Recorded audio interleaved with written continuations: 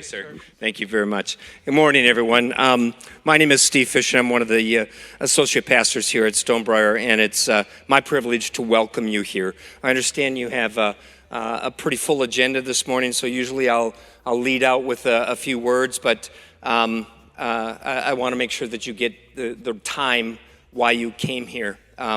Just know we as a church, it truly is our privilege to use the resources that we have been given for this ministry, and I couch it as a ministry. And so my great desire for you is that you come here and you get exactly what you need, and that we are good and faithful hosts for you. And so if there's anything we can do, it's our great privilege to do that. I do want to say thank you to Foster and John and Pete and all the people that put this together. The time they spend into this is, it's a lot, and it comes straight from their heart. And so, guys, thank you so much for doing that. And the ladies out at registration are part of our staff. And again, it is our great privilege to welcome you. So I'm going to open us up in a word of prayer and let you get on with your morning. But if there's anything we can do for you, again, my name is Steve Fisher. Get a hold of Foster or John or Pete or someone, and I'll do whatever I can to help you. So, Father God, I just ask that your Spirit move here today. You love people, and no matter where they are, you love them. But Lord, I know you love them too much to let them stay there. So Lord, draw them to you and the things of you, the kindness, the peace, the mercy, the grace, and the love, and also the worth. Lord, sometimes this world tries to define us by what we do or what we did. And Lord, you are so much bigger than that. Your definition is because you blew life into our lungs. And so, Lord, that in and of itself gives us value and gives us worth. And so if there are souls here today that have been gathered who are questioning their worth, who wonder their significance, who are trying to find a greater purpose, Lord, speak to them loudly. Remind them that they have worth, they have value, they have purpose because you blew life into their lungs. And so, Lord, no one can take that from anyone. And so, Lord, let that truth be part of the air that we all breathe this morning. Be with all those who speak. Allow them to have words that meet these souls right where they need to be. Lord, thank you for the great privilege of serving you and serving those that have gathered here this morning. It is in your great name I pray. Amen. Guys, thanks. Have a great morning.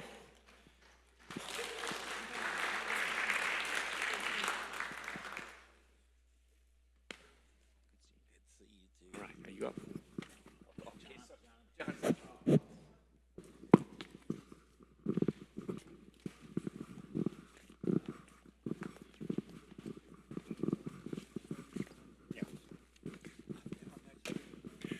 Good morning. My name is John Luce, and I've been honored to be a part of the Frisco Connect team for a long time.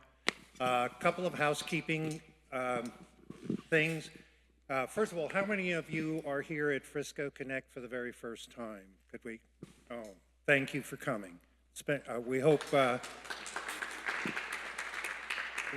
the investment of your time has a big return for you. Anyway, restrooms. If you go out these side doors, on this side you go to your left, on this side you also go to your left. There are restrooms, but those doors lock when they close behind you, so you'd have to come back in the main doors at the back of the room that you originally came in. We're cell phone friendly and hope you get the call you're waiting for. We ask that you put your phones on vibrate or silent, so that we don't get a lot of peripheral noise while the information is being shared. If you need to have a conversation, no problem. Just go out those back doors. There's a big lobby, some hallways where you can have a semi-private conversation and not have a lot of background noise on your call.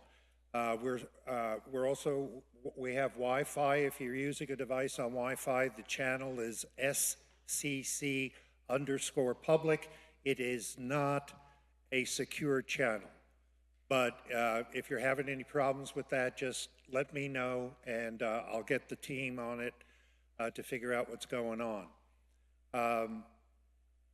Let me see, what else? Oh, on your tables are some are some things, handouts. One of them is a white sheet like this. It's two-sided. One side asks for your comments, and it's not a lot to write on. If you want to attach another sheet, that's fine too, but generally people don't. If you want to give us feedback on what was great, what maybe we could do better, we need that feedback so that we serve the community correctly. If you want to put your contact information on there, that's fine. If you want to remain anonymous, that's fine. On the flip side is of the form is for prayer requests. As you just heard Pastor Steve, we believe in prayer. We believe in a God who hears our prayer. He answers us. He answers prayer. It may not be what we were expecting for an answer in the time we were expecting it, but it always gets answered. And we believe in the power of prayer. So if you want us to pray for you, these are kept confidential. We have a team here. Ed Mendlick, who's normally with us, is not here this morning. His son is in ICU with a heart issue, but he's normally here. We'll get them to him. Him and the team he's with will pray over these faithfully, and we're honored to do that. So just be aware of that. There's a basket on the round table back here by the door near the coffee table. You can drop them in there, and we'll take them and we'll read them and we'll work on it, okay? So I want you to be aware of that. If you run out of these at the table, we've got more in the back by that basket, or just ask me and I'll go get some more, and we'll take care of that. Okay, I think that covers what I need to cover, and I know we're on a tight schedule this morning. So Pete, Foster, where'd you go? Right there. I'm blinded by the light. You are. That's a hymn also. Yeah, okay, yeah, right. Yeah, that's an old one. So, thank you for being here. Let me know if you need anything, and here you go. Take a mic. Okay. Is this mic working? Okay. So, guys, here's what Pete and I want to do. We want to point out some people. We're always talking about this network, and everywhere you guys go, you run into me and Pete. It's like, God, we're sick of looking at you and Foster. And we want you guys to know what makes up this network. There's a lot of people that didn't even know this network existed that are in this room right now. And everything, if you're looking for a job, everything you need is right in this room, and you need to meet some key people. So I know up on the big screen, not so big screen, you will see Trevor Houston, you will see Mark Elder, they're back there in the back. The Career Transition Summit is what you can talk to them about. Wonderful people. You guys probably remember when we had the Who You Know Job Networking Show a few years ago. Now, where is Sonia Lowry? Where are you, Sonia? There you are. Sonia, guys, on Mondays, we have a group for executives called Monday Motivators. They're director level people and above. It's a network for more of the senior level guys. We're not putting the kind of people like I am down, the little guys, but we get together and we have peer networking there, and it is absolutely wonderful. So you guys, if you get a chance, meet Sonia Lowry and introduce yourself to her and find out what's going on. Pete, you have somebody on top of your mind, probably. I'm throwing you under the bus all the time anyway. Oh, without a doubt. We have a lot of great people here today. Let's see. Ron Layton, I think I saw you walking in. There's Ryan. Ron leads the pit crew. You're going to hear us talking about the pit crew later on and what it is they do and how they help you during your interview. Pit crew is a practice interview team. And again, we'll talk about that a little bit more later on so you guys know how you can get attached to that and improve your interviewing skills. Very, very vital in your job search, obviously. And There's a repeat. oh yeah, speaking of interviewing, we have what we affectionately call heat number 2, Peter Leahy. Pete and repeat. Yes. Mr. Leahy, and again, we'll talk about this a little bit later on as well, we have a Friday group that does resume reviews, but Peter's always with us as well. And he has written a book on interviewing, and he's here to help you with your interviewing skills as well. So highly, highly recommend you guys meet Peter. And if you like, come on out on Fridays in Colleyville, and you can spend a little time with them. I love people in this network that all donate their time to help you all. So Peter's one of them. He's like Foster and myself. He's retired. So Forgive the interruption. I just found out the restrooms on this side are out of order, so if you need restrooms, go this way and go to your left down the hall. Thank you. Wow, right. that was it, huh? So let's see, who else do we have here? I think I saw. So we've got Jeff. Where's Jeff? Where'd Jeff go? Jeff Morris. There he is back there. You guys, many of you guys know of careerdfw.org and careerusa.org, the sister website. Those are places you guys can find out what's going on everywhere.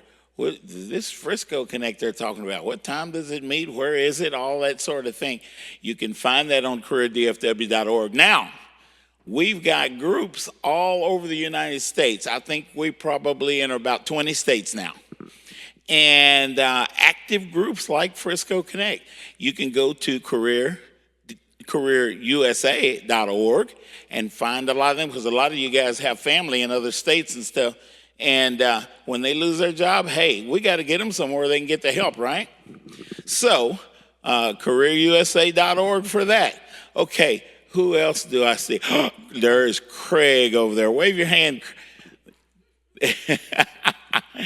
Craig is not every week, but he is one of our leaders at South Lake Focus Group. Craig Weller is his last name, guys, Weller. Did I spell it right, Craig? Okay. And he will teach you guys everything you need to know about Strength Finders. Many of you guys are familiar with the Strength Finders assessment. Hey, Ray, good to see you. And keep going. Greg is with us every week at South Lake Focus Group. If you want to get your strengths assessed, and we're going to do a session on this a little bit later on with Tiffany Harvey. Greg is also over there at South Lake on the other side of town. So if you got your strengths done and you want to get them assessed and you're at South Lake, Greg does this every week for us, at least while he's with us. He's also on the job search. So for the time being, we have great access to him. And I see some of my favorite recruiters in the world in the back over there. Right. Thomas Edwards Group. Ladies. Hadley and Sophie are right there. You guys need to meet. You guys got to go and study the website at thomasedwardsgroup.com. Thomas Edwards Group. You can Google them up or you can go to thomasedwards.com. Did I get it right, ladies? Hey, that's what I'm talking about. They recruit for HR. They recruit for IT. And they primarily recruit for finance and accounting. Plus, not only are they well connected, but I tell you folks, I've sent many people over there, whether they help them or not, they're happy to have a conversation with you. They're happy to look at your resume and give you advice. So their heart's in the right place. It's not just about the dollar for them. It's also about helping the community. So I highly encourage you guys to connect with Thomas Edwards Group, whether it's these ladies or anybody else within the organization. So do I have any more recruiters in the house that I haven't seen yet? Anybody else? All right, a little bit later on, we may have a few more. Yeah, I invited a few. So where's Matt Harrington? Matt Harrington. RGP.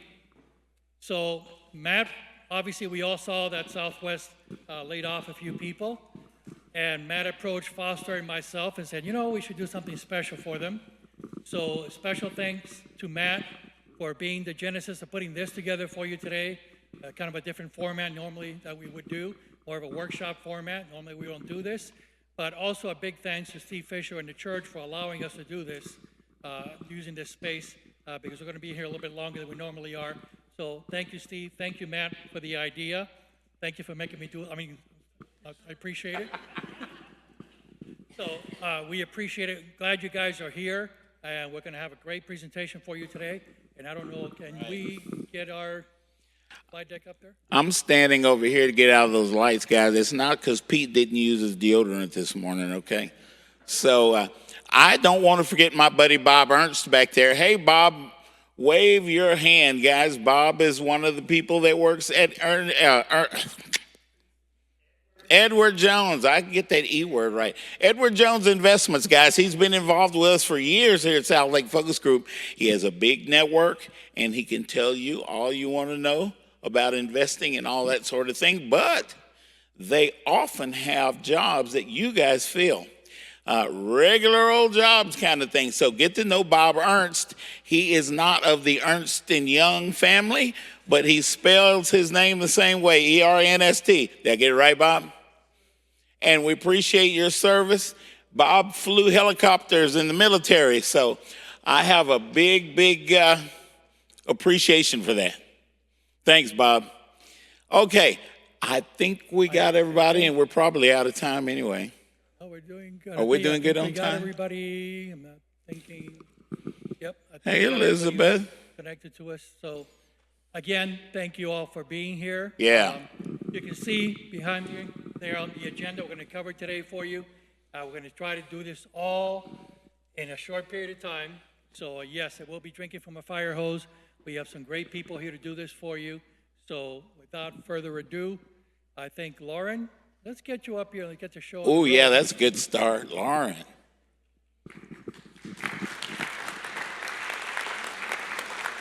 So, by way of a brief introduction, met Lauren through South Lake Focus Group, and then she was over at Market Street, which we'll talk about later on, doing resume reviews. We started talking. I've always had it in the back of my mind that the one thing we're missing in this network is how to just deal with people who I know are stressed out, sometimes even broken, and they just need some kind of assistance in getting through this. Not only the fact you were laid off, but also the fact that you wake up in the mornings to 2 or 3 more rejections from the job you applied to last night. So that's mentally taxing. So happened to meet this young woman here, and she is actually a licensed therapist. So it's like, hey, how about if we talk? So out of that came this. So I'll let you introduce yourself and what it is you do. So thank you very much for being here. Thank you, Pete, so much. Well, good morning, everyone. My name is Lauren Schmidt, and I am a rapid transformational therapist, a clinical hypnotherapist, and a mindset strategist. And I help professionals just like you empower the leader within so that you can go from stuck to unstoppable.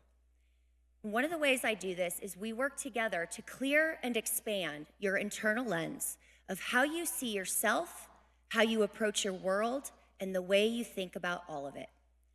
Today we are here because of a very important reason. You all are in career transition, and you're looking for tools and resources to help you to expand and enhance your ability to get your job, to land a job with speed and ease, right? So what if I told you that the greatest tool you have already exists right here, in between your ears? It's your mind. So if you could learn a few very easy mindset strategies to help you go from thinking and feeling resentful, doubtful, fearful, to thinking and feeling confident, calm, resilient, and maybe even embracing this time in your life. Would that be beneficial to you? Yes? Yes, good. All right. So today we're going to explore how your thoughts are impacting your energy, which is influencing your outcomes. I'm going to share with you how your mind operates, some rules of your mind. We're going to be doing some reframing exercises so that you can actually reframe a past experience that could actually be holding you back, keeping you in a cycle of uncertainty and struggle. And then what we're going to do is I'm going to help you find your confidence despite how many times you might have been met with rejection. And then we're going to talk about what you must do in order to create the role you want. And then finally, we're going to do a guided visualization so that you can begin to shift your focus and experience the success that you deserve. So we only have about 30 minutes together today, so this is going to be more of a high-level overview. And so I've chosen some very quick and easy techniques that you can actually incorporate during your job search and beyond. My intention for you today is that you feel a sense of relief, that you have a clear, more expanded perspective, so that you can actually take all the tools that you're about to gain today and be able to apply them towards the success that you deserve. Does that sound good with everybody? Perfect. All right. So as we get started, I want to make sure that we're all on the same page and in agreement that this is a no judgment zone. This is a safe space for you to be able to start becoming more aware and acknowledging maybe where your mindset is holding you back. I'm going to start us out because I want to get a more clear understanding of where you're at mindset-wise in career transition. So I'm just going to ask a few questions, so if you all can raise your hand if this is affecting you. So raise your hand if your confidence has been stifled. Okay. Now raise your hand if you feel like you've been rejected, either by your job, your colleagues, recruiters not picking you for the role. Okay. A lot. And now raise your hand if you know that this experience that you've just gone through is getting in your head. It's affecting how you show up. Okay, thank you for your honesty. I appreciate it. So, tell me if this is a conflict or something similar that you're experiencing. You know that you're capable. You know that you're qualified for the jobs to which you're applying. You're doing all the things you need to do to put your best foot forward, to expand your network, to prepare. You're even incorporating self-care techniques to help you stay calm, focused, confident. And everything you're doing, you're still just not advancing the way you want. You're kind of thinking, how is all this work and effort I'm putting in, it's just not paying off? Does that sound familiar to anyone here? I will tell you, one of the main reasons I think it is because I see it all the time. You're carrying your baggage of rejection, disappointment, frustration, maybe even anger, fear, and doubt. You're carrying that with you, and you don't even realize it. See, people pick up on energy, okay? And the recruiters or the hiring managers, or maybe even connections you're making, right, who could put you in touch with a great role, they're picking up on that energy. But here's how they're interpreting it. They're interpreting it as you're coming across as desperate, overcompensating. You're not ready for the role. You're overqualified, you're underqualified. Maybe you're even coming across as disingenuous. So in other words, you're just sending out the wrong message. So, have you guys ever heard of the phrase, whatever you think, you're right? That's actually not just a cute little quippy little one-liner. That's actually scientifically based. We have, depending on how long we're awake in the day, about 60 to 70,000 thoughts per day. 95% of those thoughts come from our subconscious mind. That's our automatic mind, okay? So we don't need conscious thought for those thoughts. 95%. 90% of our behaviors come from ingrained thoughts, patterns, and scripts from beliefs we've created that have been accepted by the subconscious mind. And for some of us, not everyone, because maybe your experiences are different, but the average is about 80% of our thoughts are negative, which explains why it can be so hard to change our mindset, even though we know we want to, right?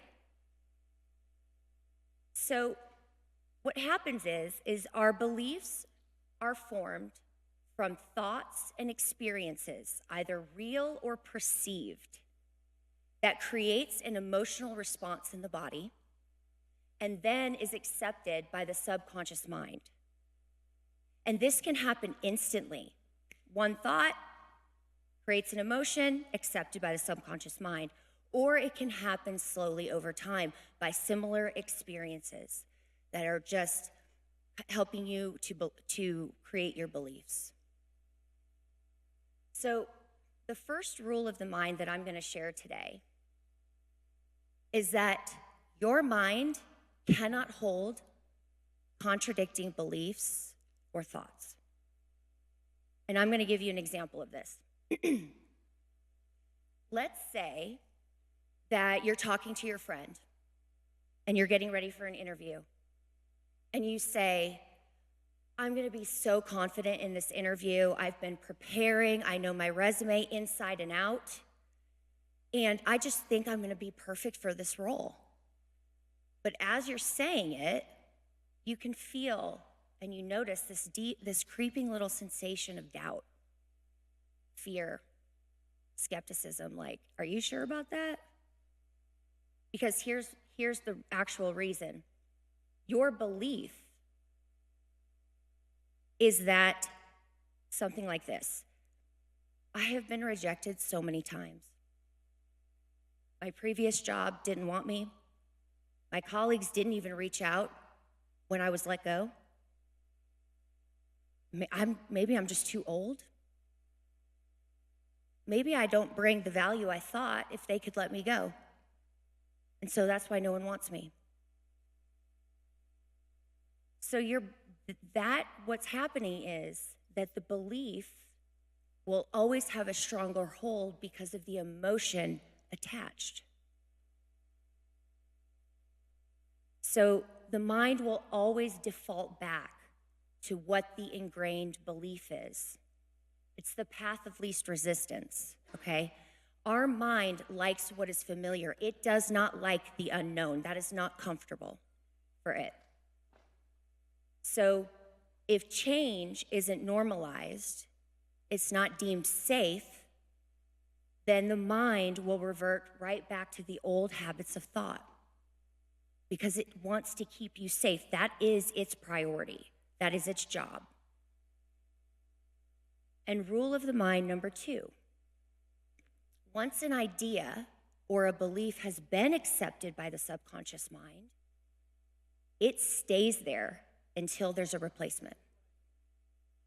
Hence why it can be so challenging to change our mindset. So, a few weeks ago, I was talking with a gentleman. Let's just call him Jerry. And Jerry was sharing with me that he had been on several interviews and he hadn't received any offers. Most of them just kept saying he was overqualified. And as we talked, it became clear that he was really holding on to a lot of resentment and frustration from his past job.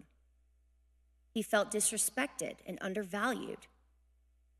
And so after a while, I just had to ask if I could offer a suggestion. And I told him that it was very apparent that he was still carrying around anger and defensiveness. See, people will pick up on that energy. They might not know exactly what it is. They might just think you're kind of a negative person. Okay, I don't really want to be around you, despite all the skills you have here. The other thing that he kept doing was telling me what he did not want. I don't want this. I don't like that. I'll never work for a person like this again. And I let him know that you keep saying what you don't want, which is what you're going to keep attracting, because what happens is the mind doesn't hear don't, never, not. It hears the dominant words, am, do, allow. So when you're saying I don't want, what it hears is I want, and it will work to create it for you. So he said that's easier said than done, but he was open. So I shared with him the very quick reframing experience that I'm going to share with you in here in just a few minutes that I learned from strategic coach founder Dan Sullivan. And that moment, everything shifted for him. He could see new truths from his experience working in that job that had he not worked in that job, he never would have been able to do or accomplish. So that became his new truth. That became his new reality from his experience. So what beliefs, what stories do you keep reiterating and reinforcing from your situation?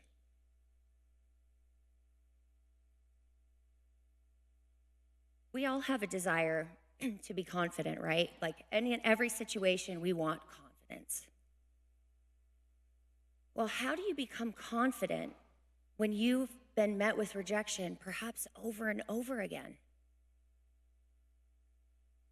One of the first things that we need to do is to identify, how do you define rejection? What meanings do you give it? Do you see it as a denial? No one wants me. I'm too old. I'm not good enough. It's too late for me. And what is that doing for you by believing that? What could be more beneficial for you to believe about rejection? So I'm going to share with you how I see it, how I teach my clients how to look at rejection. Rejection is simply a delay. It means go back, try again, improve, and come back and talk to me again, or go for another situation, another opportunity. It could mean that the timing is just not right. And one of my favorite ways to look at rejection is that it's God's protection. It's not meant for you despite how much you want it to be so. And I bet you every person in here can think of a past experience where you go, oh my gosh, I'm so glad I did not get that thing or go for that thing that I wanted, because that would not be a good outcome for me.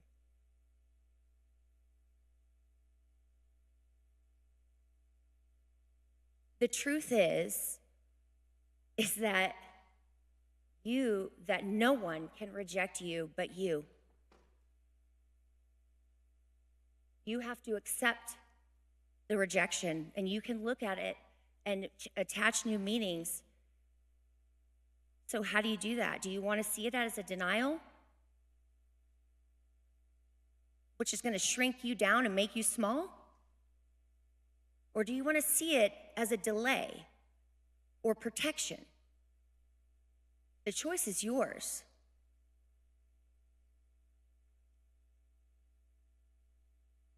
There is really only one thing that we can control in this life. Do y'all know what that is? What? Right on the money. Thoughts. Right there, Jana. Our thoughts. That's it. Our thoughts directly affect our effort and emotions, which influences our outcome.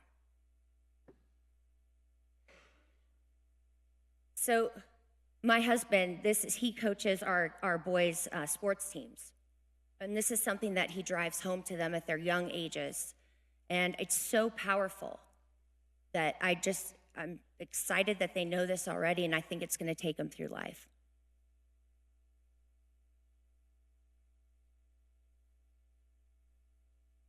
The truth is that we have zero control over what people think about us, if they like us, how they're perceiving our image, our brand, our messaging. We have zero control over that.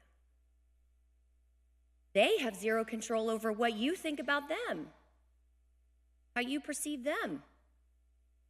So focus on what it is that you can control. How your thinking is going to affect your effort, your emotions that will influence your outcome. In order for us to become confident, we have to remove self-doubt. Remember, the mind cannot hold opposing thoughts and beliefs. So confidence and self-doubt can't exist together in the same situation. Confidence is situational. One way that we can do this is by planning and preparing. That helps to build confidence. The mind loves to plan and prepare. And Pete Hernandez, thank you so much. He's going to let me go over a little bit so I can share some functional exercises with you to help you create and begin a foundation of confidence. So if you haven't done these things already, definitely spend some time doing it because it's absolutely worth it. So the first thing that you're going to want to do is to define your reference of success. What does success mean to you? Not by society standards, not by mom and dad or other family, not comparing yourself to others. But what does success mean to you? What does it look like? What does it feel like? Spend some time writing that. And it's not an end-all be-all list. By the way, you're just gonna keep reworking it and reworking it, fine-tuning it. And another exercise to do is to write down what it is you want in your next role. Create 3 columns. One is everything that you would desire that would be so amazing, right? Despite if you've done it before, things like that. Don't limit yourself. Just everything you want. Write that down. And then the next column, write down what it is that you are completely fine to do. You know that it's part of the job. You're completely fine to do it, no problem. May not be your favorite thing. And then in the third column, write down your hard no's. Because what you're doing there is you're setting boundaries, and that's okay. When you're in job search, you're not looking for everything. You're looking for the right thing, at least for right now. So write down your hard no's. And then really put some attention into what you have done in the past that's been successful that you can connect to this future job, to this desired job. It might not be exact, but there's some relevance there, okay? Oh, I've done this, yes. I like this, I love that, I know this person. Draw upon the successes you've already experienced and draw upon the experiences that maybe didn't end so successfully. But guess what? You know exactly what you're going to do if you ever face it again. You know how you're going to handle it because those count too. So all you're doing is you're just creating this nice little foundation for yourself because, again, the mind likes to practice, okay? You're planning, you're preparing. Practice makes progress. This is another phrase that we reinforce in my house all the time with our boys. Practice makes progress. Notice I did not say perfection. Okay, that's perception. That's, perception. So when your mind is calm, it feels like it's in the safe zone. So it's comfortable now for you to start preparing and feeling the successes. You can make clear response. You can be more logical when the mind is calm. It's when it's in fear mode or doubt mode that it starts responding it has an emotional reaction because it shuts down the decision-making part of the brain. And finally, the mind likes to see it to believe it. It likes to know. And already, again, we're going back to that making a plan. So in a few moments, you're going to be imagining yourself going through the process of applying to, interviewing, and accepting your desired job. Be thinking about this. If you could not fail, how would you be? If you could not fail, how would you be?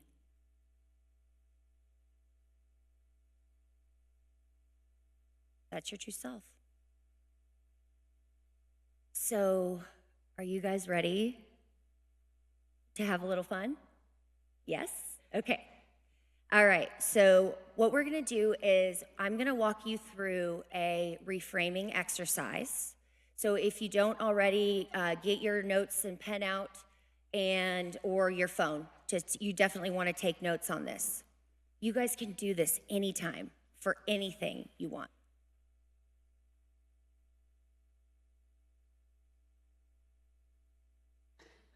Okay.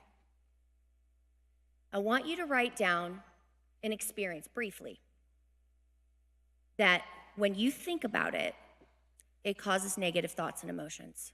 Just briefly write down an experience that when you think about it, brings up negative thoughts and emotions.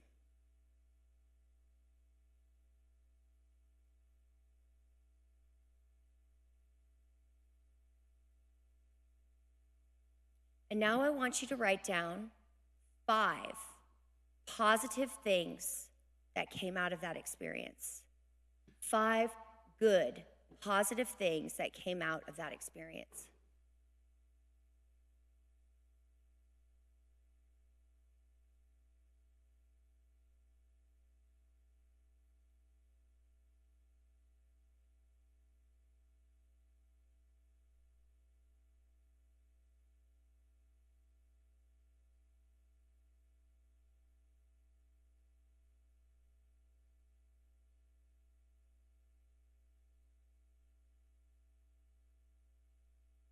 And then when you're done with that, I want you to write down 5 negative things that happened because of that experience. 5 negative things.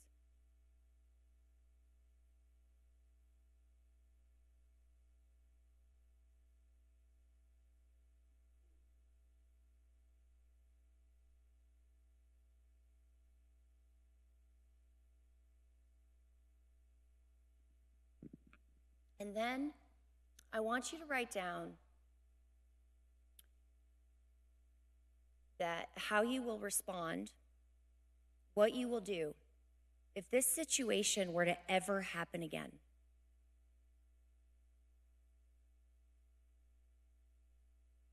How you will respond and what you will do if this situation were to ever happen again.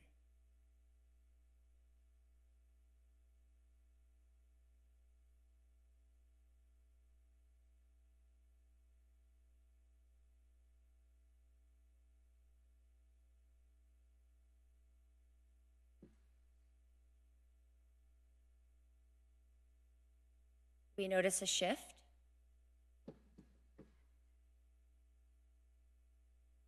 Difference in how you can be thinking. See, this exercise is to show you that if you choose to see it, there is a silver lining in every experience that we have. You just have to choose to see it.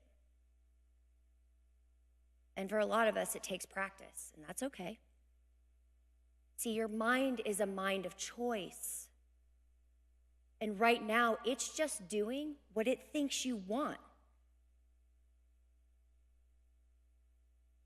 Even if it's painful, you've actually created a threshold to normalize that pain. But you can teach it what you want. The mind responds to two things. Does anybody know what they are? Yeah? Pardon? Fear and anger. True. But where does it start from? Thoughts. Thoughts. Pictures that we create in our mind and the words we say, either out loud or in our mind. Our mind, the foundational function of your mind is by pictures and words that you create. That's what creates the anger, the pain, the love, the joy. So when you can align the pictures and the words with the emotional response, because the emotional response is the chemical reaction that's created because of those pictures and words, what happens is your mind thinks that that's true, regardless if you want it or not. And then it will work hard to create more of it for you.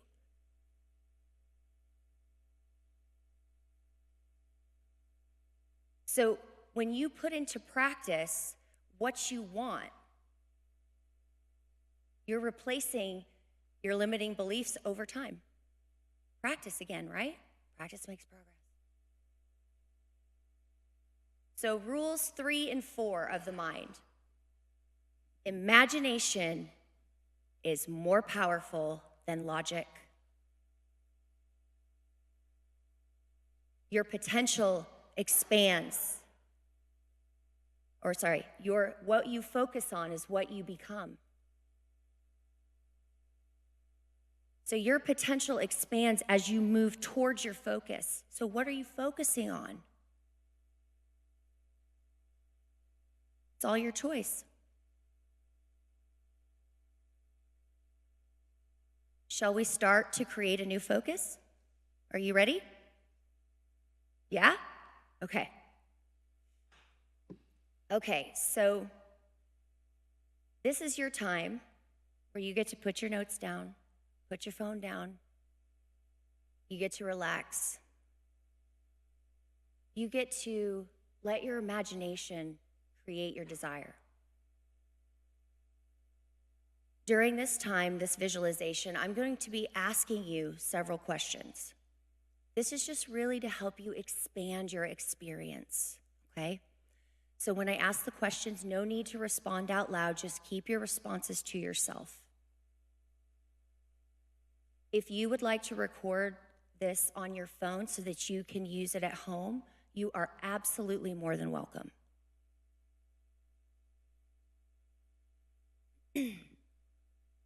So over the next several minutes, go ahead and just give yourself permission to relinquish your past. Allow yourself to forget your past in order to focus on your future. Make yourself comfortable, and as you do, I want you to take some deep cleansing breaths in and out. Breathe in strength and confidence, and exhale stagnant air and tension. Whenever you're ready, go ahead and close your eyes. You are in a safe space.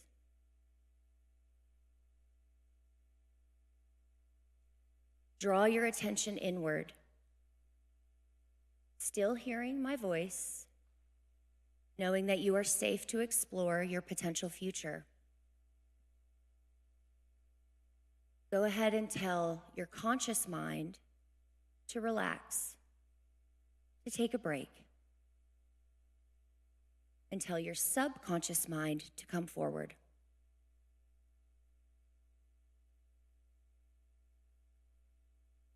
I want you to imagine that you're standing outside and you're in the most beautiful naturescape, whether real or imagined. This could be a gorgeous beach, a serene lake,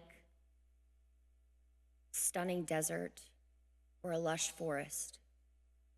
Just look around. Notice all the details. What colors do you see? What elements are there? Notice the textures.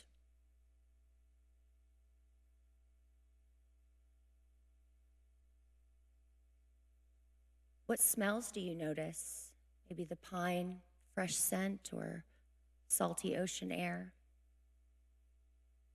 What sounds do you hear?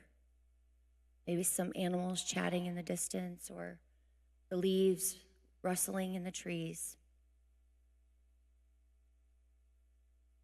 Notice how you feel in this beautiful place. This is your place.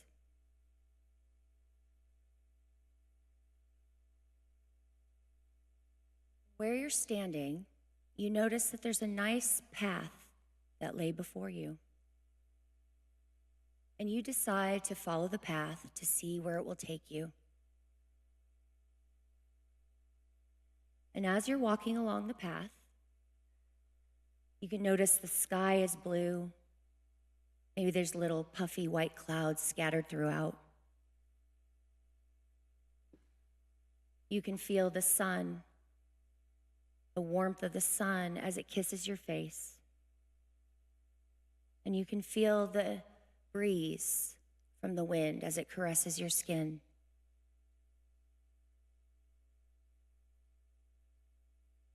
And about 5 or so feet in front of you, you notice a bench. And that bench could be any look you want. So you decide to take a seat and to look out into that beautiful nature scene.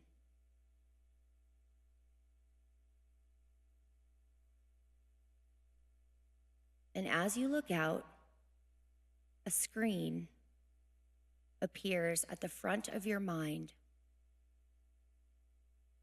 And that screen starts to warm up. And the image on that screen is you. It's the future you. And as you watch yourself on that screen, you can see that you're happy.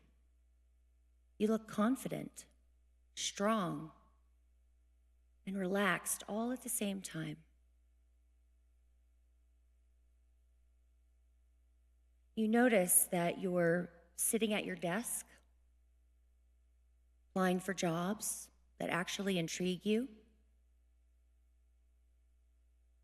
Perhaps you're meeting a new connection who might have the perfect job for you.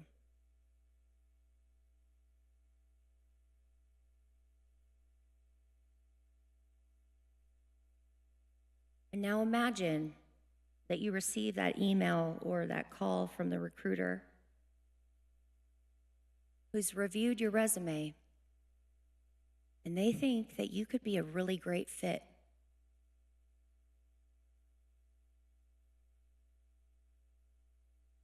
Now watch yourself.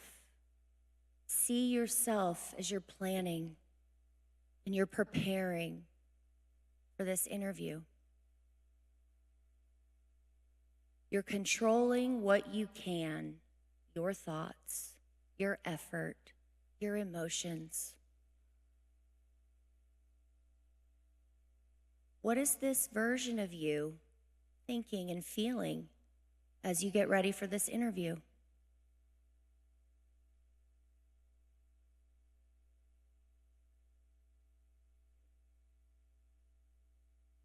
Now see yourself in the interview. What are you wearing? Who are you talking with? Is it over Zoom or in person? Is it a single interview or a panel interview?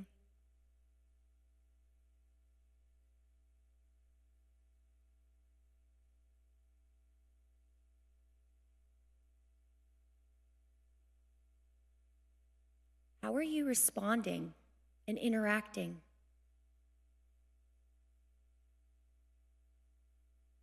how are you being in this interview?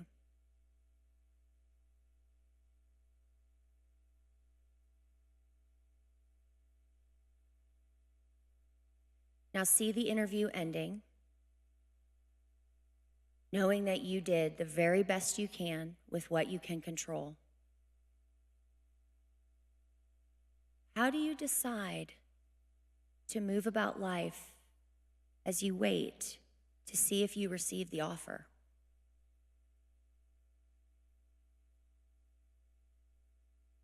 What do you decide?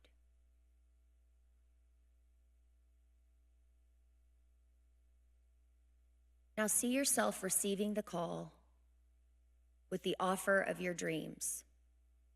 It's everything and more than what you could ever want. You're accepting the offer.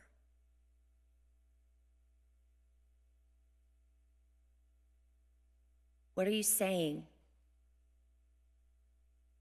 How does it feel? What does this version of you look like?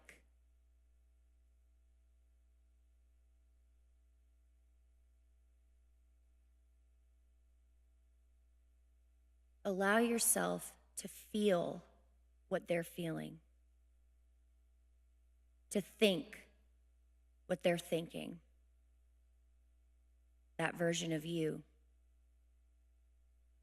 because it is yours to experience.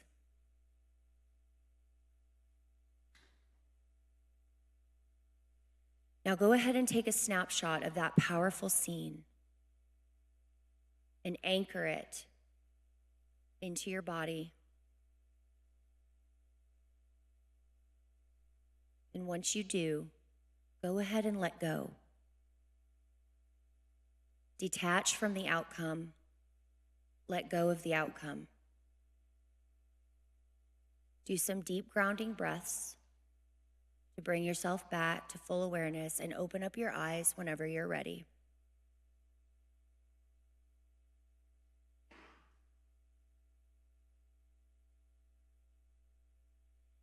It's amazing what we can become when we step out of our problem-oriented, self-limiting belief state of being. And we step into a solution-oriented, expanded state that we choose for ourselves. We are not hardwired to stay the same and be a certain way for the rest of our lives. We're not doomed by our past. We are designed to adapt and change. Once we change the meanings of our past and the hold that those past experiences has on us, we can then see the positive truths. We can then use it to grow and to learn. And then we can clear and expand our lens of how we see ourselves, how we approach our world. And then we can empower the leader within. And then you're unstoppable. Absolutely unstoppable. So if any of you would like to do a much more deep dive into this and explore this further, I do offer a 30-minute complimentary leadership strategy session, so you can go ahead and scan that QR code. And I also offer leadership training and coaching within groups as well. So I hope that you all have learned a lot today, and I thank you so much for your time, and I wish you all the best in your job search.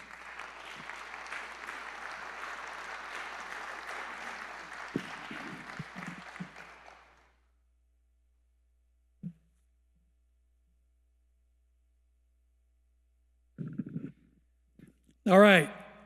Thank you, Lauren, very much for that. Hopefully you have a chance to scan that QR code and set up a time with Lauren. I will also remind you, I should have mentioned it earlier, this is being recorded, so anybody you know that could benefit what you just heard or we're about to hear later on, please feel free to share the link. We'll tell you where it's going to be later on in the presentation. And also at the very end of this, there'll be a QR code up on the slide, on the screen here, so you can actually get a copy of this presentation along with some other things that we'll hand out to you via QR code. So keep those things in mind. I also wanted to real quick introduce to you the people who are going to be talking here for you. And again, you'll get a copy of this presentation by using the QR code, but you'll be able to connect with all of us later on. We're happy to help. All the people who are presenting up here today are volunteers in this network, and they all give their time. People like Jana and Lauren are actually job seekers, as is Rusty and Tiffany and everybody else. So keep that in mind. They're donating their time here to help you, the job seeker, while they're on the job search themselves. So without further ado, I will turn it over to Ms. Jana Sellers, and she can take over.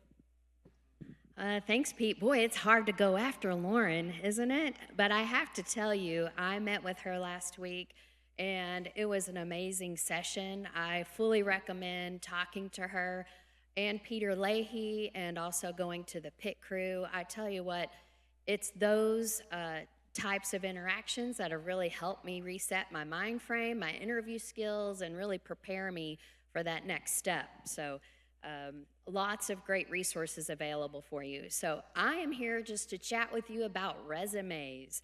Lots of good fun with resumes. First of all, you need to have a master resume. Everybody needs to have a master. I actually have 3 master resumes depending upon which role I'm going for, if it's more of a sales role or customer success or a leadership role, because you have different accomplishments for each one and different highlights. So you have to really give some thought to, what have I done in my career? What are those key accomplishments? You need to have numbers. People like to see growth. They like to see revenue. They like to see hard, detailed numbers. And it's there. You just have to think back to it, make a list of those accomplishments.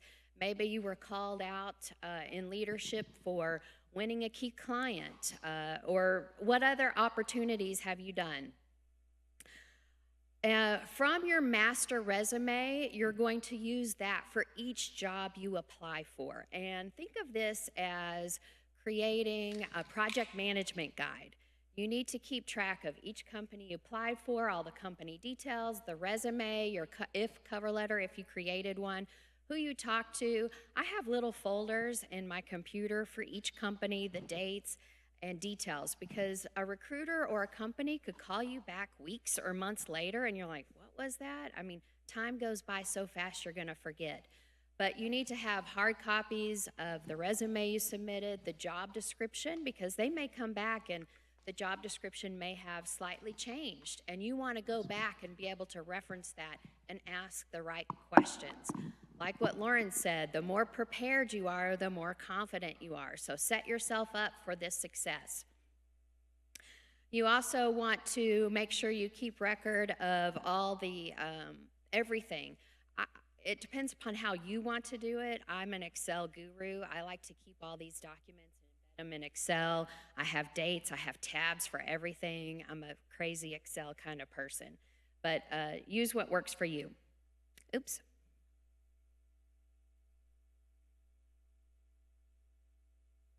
Here we go. Okay, so when you're working on your resume, you want to keep it relevant. Recruiters are only looking for like 5 seconds. So here's a piece of paper. You know, the first half of your paper, that's all they're really going to be looking at.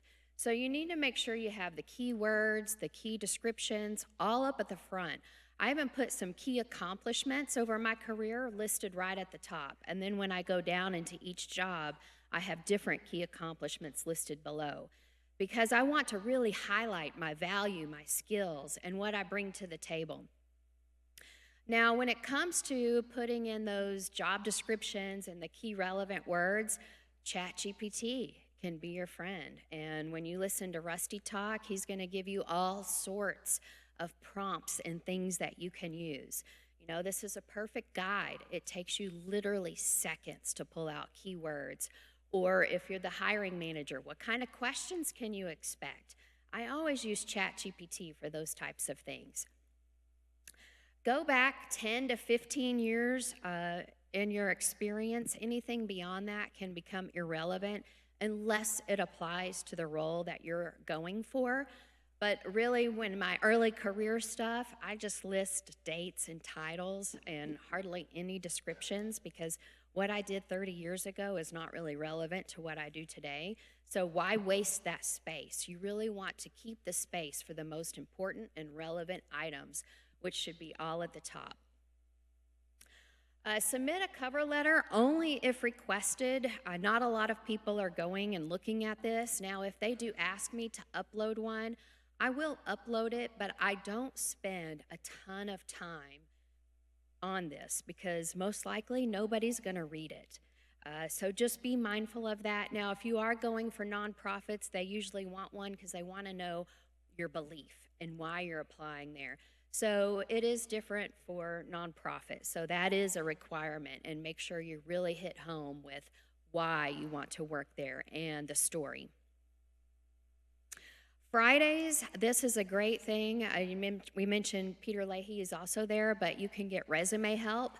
It's at Market Street at 5605 Colleyville Boulevard, 11 to 3 p.m. Come and go, but it's a great networking opportunity. Bring a cover resume, a printed resume copy, because they want to mark it up and make comments and make notes, and it's too hard to do on a computer, but you don't need to pay anybody to do this. If somebody's like, oh, I'll spend $500 to do a resume, no, I guarantee each and every one of you in this room is smart, and you can get this done. You just need a little bit of guidance. So don't spend the money, just take a little bit of time, come to Market Street, and you'll get great help. Now, ATS systems. Everybody is going to come across an applicant tracking system. Okay, so you're going to have your pretty resume, which is your master resume, and that's who you're sending out to the recruiter or a friend or a networking connection or online. If they ask you to actually attach a resume, there's a difference between uploading and attach. If you're uploading it, it'll automatically fill in. That's just working with the ATS system. But you can upload and attach that pretty copy. That's going to be printed throughout the company when they interview and talk to you.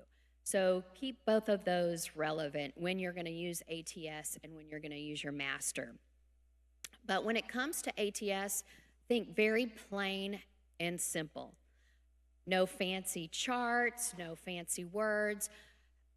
We know that Times New Roman and Arial 10 to 12 point is used universally across the ATS systems. You could hear that other fonts work, but we know that those two fonts are safe across all ATS systems, so be mindful of that. No special headers or footers. If you copy and paste it in a notepad and it looks good, then you're safe for ATS. You know that's going to work for you. Now, you can use black bullets like what you see on this chart, but that's it. And I have a confession to make. My pretty resume looks pretty close to my ATS resume because it's so clear and concise. It just is very easy to read. And that's what hiring managers and recruiters like to look at.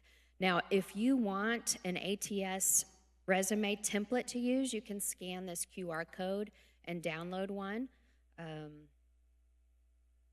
Let me make sure I covered everything for you. Yep, plain text is your friend, copy paste on notepad. But when you go to an interview, make sure you take printed ones and printed pretty ones for you to pass out. And if you have a Zoom interview, I always print off my resume so it's handy for me so I can reference exactly what I said, what key accomplishments I said. Is there any questions for me on this? Yeah. A career. Okay, she asked, how do you list a career gap? And it really depends. Is it a personal career where did you take off to help family members or, raise children? It depends. I mean, some of those career gaps can be very important aspects of life. And you could say, I took time to work on this or raise families or manage a household, because those career gaps, you're still doing a lot of extra things. So just kind of list a personal career gap, but you were doing this. Maybe you were volunteering. Maybe you were doing and expanding other skills. So don't be afraid of those career gaps.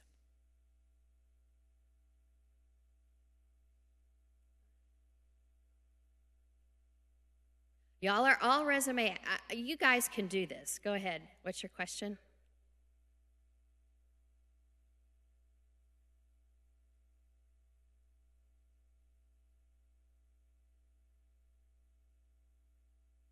Yeah, with the ATS systems.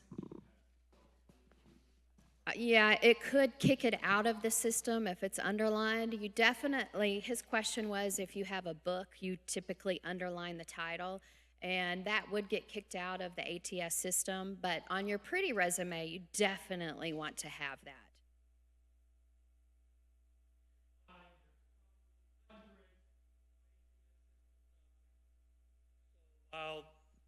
And some of the more modern ones, the underlines may be okay. Some of the older ones may not. So as a general rule, we'll tell you to follow what's on the slide here, because you're going to tell me, well, I had different bullets or whatever, and it worked just fine. That's fine. You came across one of the newer ones, or they modified it to accept that. That's great. That doesn't mean it's going to work on all of them. So just to be on the safe side, we encourage you to follow what's on the screen here. William has a question. I actually have two suggestions when it comes to this. First, you can compare your resume to job descriptions using a tool called jobscan.co. That's my first one, and then the second one, there's also a YouTube channel called A Life After Layoff that you can learn about things like resumes and interviewing and just all sorts of other job search topics. And I think that'd be a good, and for John, since he's standing next to me, I think that'd be a great thing to tell people about in the orientation, is that YouTube channel called A Life After Layoff. Okay. Thanks, William. There's a couple of YouTube channels. That Life After Layoff is an amazing one. The gentleman who leads it, his name is Brian.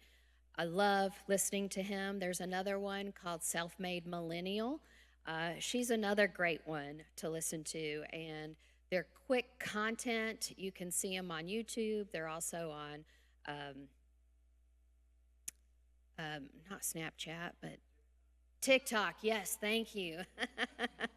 Thank you. But yes, go ahead with your question.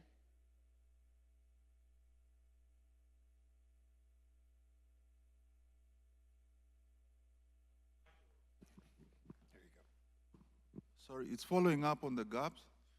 Like in my case, I was laid off last year. It's been almost a year, and I've been job searching ever since. So how do I account for that? Because they asked me, oh yeah, it's been quite a while. Yeah, how long has your gap been? Ever since April last year. A year? All right, gaps, this day and age, gaps are really not a big thing. The only time of gaps it's not a good thing is if you're telling me you've been sitting around on your couch watching ESPN, drinking beer, and doing nothing else. But right now, even LinkedIn now has an area where you can actually put in a career break or whatever to account for gaps. Like Janet was saying, whether you were helping to raise a family, went back to get your MBA, or this day and age, a lot of us are taking care of elderly parents, so we're having to deal with that as well. So what do we call it now, the sandwich generation or something? Because we have kids and we have parents we're both taking care of. So all those things, I don't know how many recruiters I have left in the audience, but most recruiters I talk to, they're perfectly comfortable with that. I would encourage you to either put it on your resume or LinkedIn profile. That way, right off the bat, if I'm a recruiter, I can see what's going on, and that accounts for that gap. But honestly, even if you're working a retail job or a bridge job, as we call it, right now, just to make ends meet until you can actually get your real career job, that's fine too. But on your resume or your LinkedIn profile, I'd be singling out what you've been doing on that retail job or volunteer job, whatever it is, as it pertains to what you're looking for. In other words, if I'm working retail, there's a lot of customer service involved in that. There's a lot of crisis management when a customer comes in angry. There's restocking. There are things you have to deal with on a day-to-day basis, and I would point those things out as they pertain to the kind of work that you do. Just make them all fit together and almost like how those skills transfer to what you want to do now. So, but I don't think gaps are a big deal anymore. I really don't. COVID kind of ended all that. Well, we all have gaps at some point or another. That answer your question, sir? I've been looking for a year, so I have a year-long gap on my resume. On my LinkedIn, I actually have consulting work. I have not put that on my resume because I don't want people to think I'm going to continue doing that consulting long-term. But even yesterday when I had an interview, they asked me, like, well, what have you been doing the past year? And I told them, I'm like, I've been volunteering at networking groups. I've been learning AI, and I specifically listed things that I have been doing to keep myself relevant.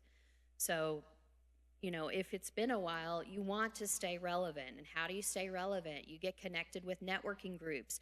You need to be going out at night and going to these different networking groups, making connections, connecting with individuals in your industry, and just having conversations with them so that you can stay relevant and keep learning. And taking online courses.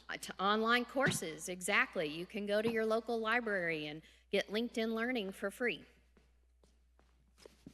Speaking of which, so we're going to move on right to our next topic here. Thank you, Jana, very much.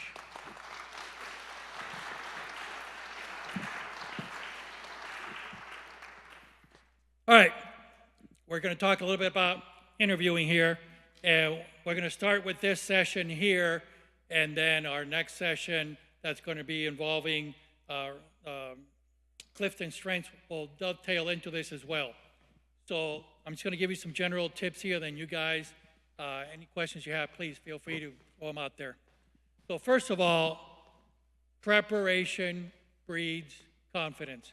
So do your homework on the company. If you're switching industries or if you want to know more about the industry, do that research as well. Your library, which we'll talk about a little bit later on, is a wonderful resource for that. But just go to the company website and make sure you do the research on that company. I mean, ironically, I have several Southwest people here, but I remember 3 or 4 months ago, somebody that I was working with was interested in Southwest, and I happened to say, well, then obviously you're aware of what's going on with Boeing, how it's affecting the airline industry, and they looked at me going, I don't know what's going on with Boeing. Like, that's the kind of research you need to be doing. What's going not only on with that company, but also with that industry you're going into. So write down any questions you want to ask. Unfortunately, there's somebody over at the Bedford, Texas Workforce Office who is instructing people that it's rude to ask questions during an interview. Yeah, I blew my mind. So I'm meaning to get over there and talk to this person to see what their thought process is, but please have your questions ready. Peter Leahy over here, like we talked about, is with us on Fridays. He has a great way of having you structure your interview so you have all those questions ready. You prepare for them and you have them ready so when the time comes, you can ask them either at the end or throughout the interview. Remember, your goal during the interview is to turn it into a conversation. The bottom line is, people, we hire people we like. That's just the way it is. If you come across personable, you have that energy and everything, then that's who we're going to hire. It irritates me sometimes when I hear people say, well, I'm over 60 or whatever, nobody's going to hire me because I'm old. I don't believe that for a minute. Not for a minute. Because guess what? At our age, and I'm one of them people that's over 60, at our age, we do bring experience, we bring knowledge, we bring knowing what to do when the you-know-what hits the fan. We don't panic because we've been there and done that. So we know exactly what to do, how to do it, who to communicate to, and what the outcome should be. So once you show that energy, you bring that knowledge, that's all you need. I tell a quick story sometimes. I grew up in LA. I'm a back then Oakland's Raider fan, then became LA Raiders, Las Vegas Raiders. One of these days, who knows what they'll be. Bottom line is, we Raiders have been hiring for the last 20 years a hotshot coordinator out there. All these young people that are supposed to be the latest and greatest. Oh my God, they're going to turn the world upside down. Well, guess what? We've been a lousy team for 20 years. So now who do we hire? We hired a guy who's 73 years old, automatically the oldest coach in the league, because that man, and by the way, his name is Pete Carroll, if you want to look him up, he has more energy than the state of Texas put together. So he brings that energy, and he brings obviously the knowledge and the experience. So that's what you guys got to do, is bring that knowledge and experience. Now we talk about behavioral types of interviews, and we have either the STAR method, the RATS method, which I used all the time when I was interviewing, and just the PAR method. Situation, task, tell me about a time when. Tell me about a time when a customer walked in and started yelling at you right off the bat. How did you handle that? So you have to have all those stories ready. And those are your STAR stories. Write them down. And Peter will tell you this. Write them down. Get ready. Study them. I always tell people, if it's an online interview, put your little sticky notes with all your STAR story triggers all around your monitor. That way when you're doing, you're looking at the camera, they ask you a question, you have your notes all around. You're ready for that. So with me, I was using RATS only because of situation, task, action, and result. Sometimes I get questions in the middle of my story, and I never get to the result, which is where the money is, literally. So I always started with the result. I helped my company save $30 million. Let me tell you how. And then I go into the whole situation as to how I did that. That way they already knew, the pitch line at the very end. I saved the company $30 million. So the other thing you need to do is know your audience. Who are you interviewing with? Is it an external recruiter that's just trying to see if you might be a fit for that role? Is it an internal recruiter? And remember, the internal recruiter or even the HR manager may have a basic understanding of what their role is, but they're not an IT person. They're not a finance or an accounting person. So they may not know the intricate details. So for you to go into a whole process of explaining how to build that watch, they're not going to be interested. So know your audience. Now, if you're in IT, you're talking to the IT manager, now you can tell them how to build that watch because they're interested. They want to know what you know. But if you're talking about just being, an interview, sometimes it's just, is it a fit? Do they have the qualifications? They're going to ask you some high-level questions initially, but know who you're talking to at all times and be prepared for each one of those types of interviews. We get questions all the time about how to dress these days. When in doubt, ask the recruiter. They'll be able to tell you. But general rule is you dress one level up from whatever the role is. And you'd be surprised sometimes from my recruiter friends what I hear. So, dress appropriately, make that good impression, show that energy, that attitude, like Lauren was saying, things you can control in life, your attitude and your energy, your enthusiasm. Lastly, make sure you're ready to go where you're going. If it's an in-person interview, you want to make sure that you know exactly where you're going. I had two people text me this morning, one of them who will not name, actually putting the wrong address and wound up downtown before that person made it here. So make sure you know exactly where you're going. I'm a big fan of Google Earth because I can actually see the building and see, okay, this is where I have to go to park. I mean, there are places like Fidelity Insurance up in Westlake. They purposely built their parking lot, a 10 or 15-minute walk from the building. So if you don't know that, and your interview is at 10 o'clock, you park your car at 9:50, it's like, I got this. Well, no, you don't, because not only do they have two buildings that you have to figure out, but you have to go to the primary building to go through the whole security check and get your badge and all that, and your interview may be in the other building. So plan accordingly, know where you're going. Again, your recruiter can be your best friend and letting you know what to do. So, okay, so Ron Layton is here. We have the practice interview team that meets every Wednesday at 1 o'clock. On the fourth Wednesday, it's online only. So those of you who don't live in the area, they're in Plano, that don't live in the area or can't make it out here, or you have friends that are outside of the DFW Metroplex, let them know the fourth Wednesday they can practice. So it is twofold. You can come watch anytime you want. And whether you're watching online or in person, you can come watch. And you're watching people being interviewed. Why would you want to do that? Because you're going to check out and see how they're performing. would you hire them? What are they doing that you hope you're not doing? Gee, they keep playing with their hair, or they keep playing with their rings, or whatever the case may be, and it's a distraction. They keep using the same word over and over again. They only have one story. Every time they ask it, tell me about a time when, they go back to the same story. So it shows a lack of preparation. So all those things you can learn by just watching. And then when you want to take the leap, we can set up a mock interview for you. And Ron's got a great website for that, a great email address you can send. You send us your resume and a copy of a job description or the job description, whatever. And these hardworking folks that are volunteers with Ron go through all that material you just sent them, and they'll set up a mock interview for you. I hear constantly it is the hardest interview anybody had. But I will also tell you that it helps you prepare, and you'll get something you don't get anywhere else when you're in an interview. You get feedback. You get told, this is what you did great, this is what you need to improve upon. Now, we do ask you, as you see there on the slide, that before you set yourself up for an actual interview, you go through Walt. Walt Glass is an interview coach.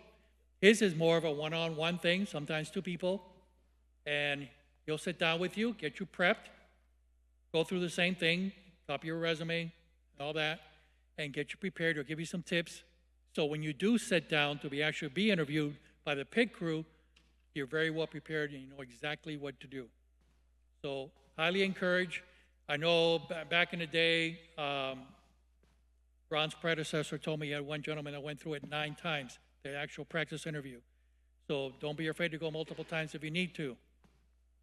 So it's a great, great resource. Ron and his crew do a fantastic job of putting in the work. I mean, you talk about, these are people who used to be hiring managers or now volunteers. I know Jana's been one. Jama, I think you've been one as well.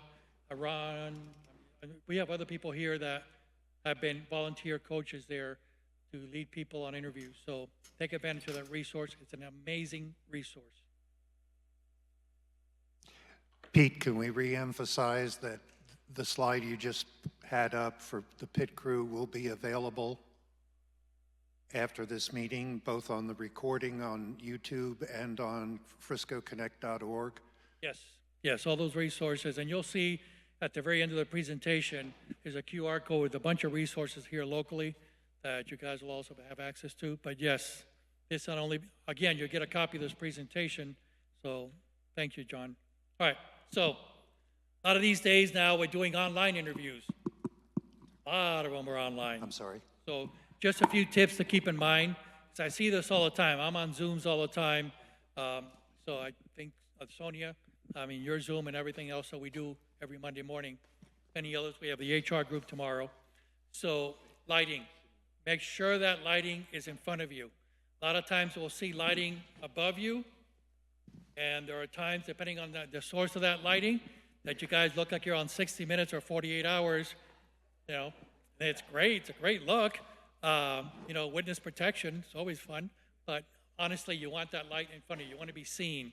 It's one thing to be on a Zoom on a networking call, but it's another to be on an actual interview and that person not be able to see you clearly. So those little ring lights that they sell, I bought one. It's on top of my monitor. It's $10. Well worth the investment, and it lights your face right up front. So I would definitely take advantage of that. Keep in mind that when you have that overhead light, and now we're getting into the summer months where it's warmer, you can have that ceiling fan going, and now we're at a disco. So all great, but you're trying to get a job, and if you're on a Zoom with me and I see that, I'm probably going to tell you about it, just so you know that you have to work on that and fix that up. Likewise, it's the sound. Now, the sound is always, connected to your computer or your Wi-Fi at home, and many times we've been on calls and somebody's Wi-Fi is not optimized, so we're hearing a lot of choppy conversations. So if that's something that may happen at your home, please make sure that if you have other people living at your house, that they stay off anything that's going to be a bandwidth hog like Netflix or anything else like that while you're doing your interview, so you have 100% bandwidth just for your interview. I would also tell you, if you have the ability to do a hard wire rather than Wi-Fi, so we don't have to worry about that, but not everybody has that ability. So always check all these things well in advance. The same thing when they tell you it's going to be a Zoom or Meets or whatever the heck the type of media they're going to be using, practice it. Somebody had an interview the other day, and it was a WebEx interview. So companies are still using WebEx. It was a major company too. And WebEx has an annoying habit that when you spin up the browser, it wants to update the little API that WebEx has in there embedded in the browser. So prepare. Just like I told you a minute ago to drive out and check the location where you're driving to for an in-person, check everything online ahead of time. Whether it be, the camera, the way you look, voice, everything. Check it all ahead of time, because as soon as you open up Zoom, it's going to say, we have an update for you. And now there's 3-4 minutes gone. So keep that in mind. Same thing with the background. So a friend of ours, Jenna, does orientation for me at South Lake, and one of the ladies that does it with us, she goes, yeah, you probably shouldn't have a copy of Mein Kampf sitting there in the library behind you. Probably not a good look. So watch what's behind you, nothing distracting. So every one of these online, video things has the ability to either blur or make it blank. So again, another thing to check for, make sure there's nothing distracting before you, or behind you rather. So keep those in mind. And your eyes, I know we all tend, especially when we're on a Zoom or something like that, that if the person speaking is down here, we're looking down here. If the person speaking is up there, we're looking up there. When you're doing an interview, try to keep your eyes on your little camera hole if it's a laptop, or on the actual camera if it's a desktop. Keep that in mind, especially when you're speaking and you want to be addressing that. We typically recommend you get a little sticky note and put a big smile on it, and put it right next to your camera, so you remember two things, to smile and to look there, and that way you come across in your best possible self when you're doing these kind of online interviews. So that is all I had. Any questions on that? Any kind of interviewing or anything like that? Beautiful, right? Stephanie, I think you're up.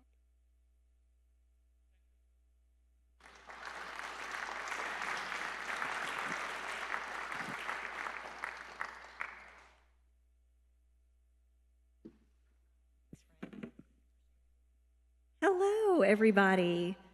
It's so good to see you. Everyone take a deep breath. We've had a lot of information flow our way. I've only got about 15 minutes to actually go through my content. I could honestly spend half a day on this stuff. And so I just want to open with a question for all of you here. I know a lot of my Southwest friends are here. It's so good to see everybody. Hello, friends. I actually worked at Southwest Airlines for a number of years. I was also impacted by the reduction in force, so I am where you are, and also looking for a job. And how many of you feel like looking for a job is a full-time job now? Y'all, I'm exhausted. I cannot believe how much has changed over the years, and I have a background in talent acquisition. And so just looking at my LinkedIn and my resume construction and interviewing, I feel like I have to be a content creator on LinkedIn now to even get noticed. It's so different.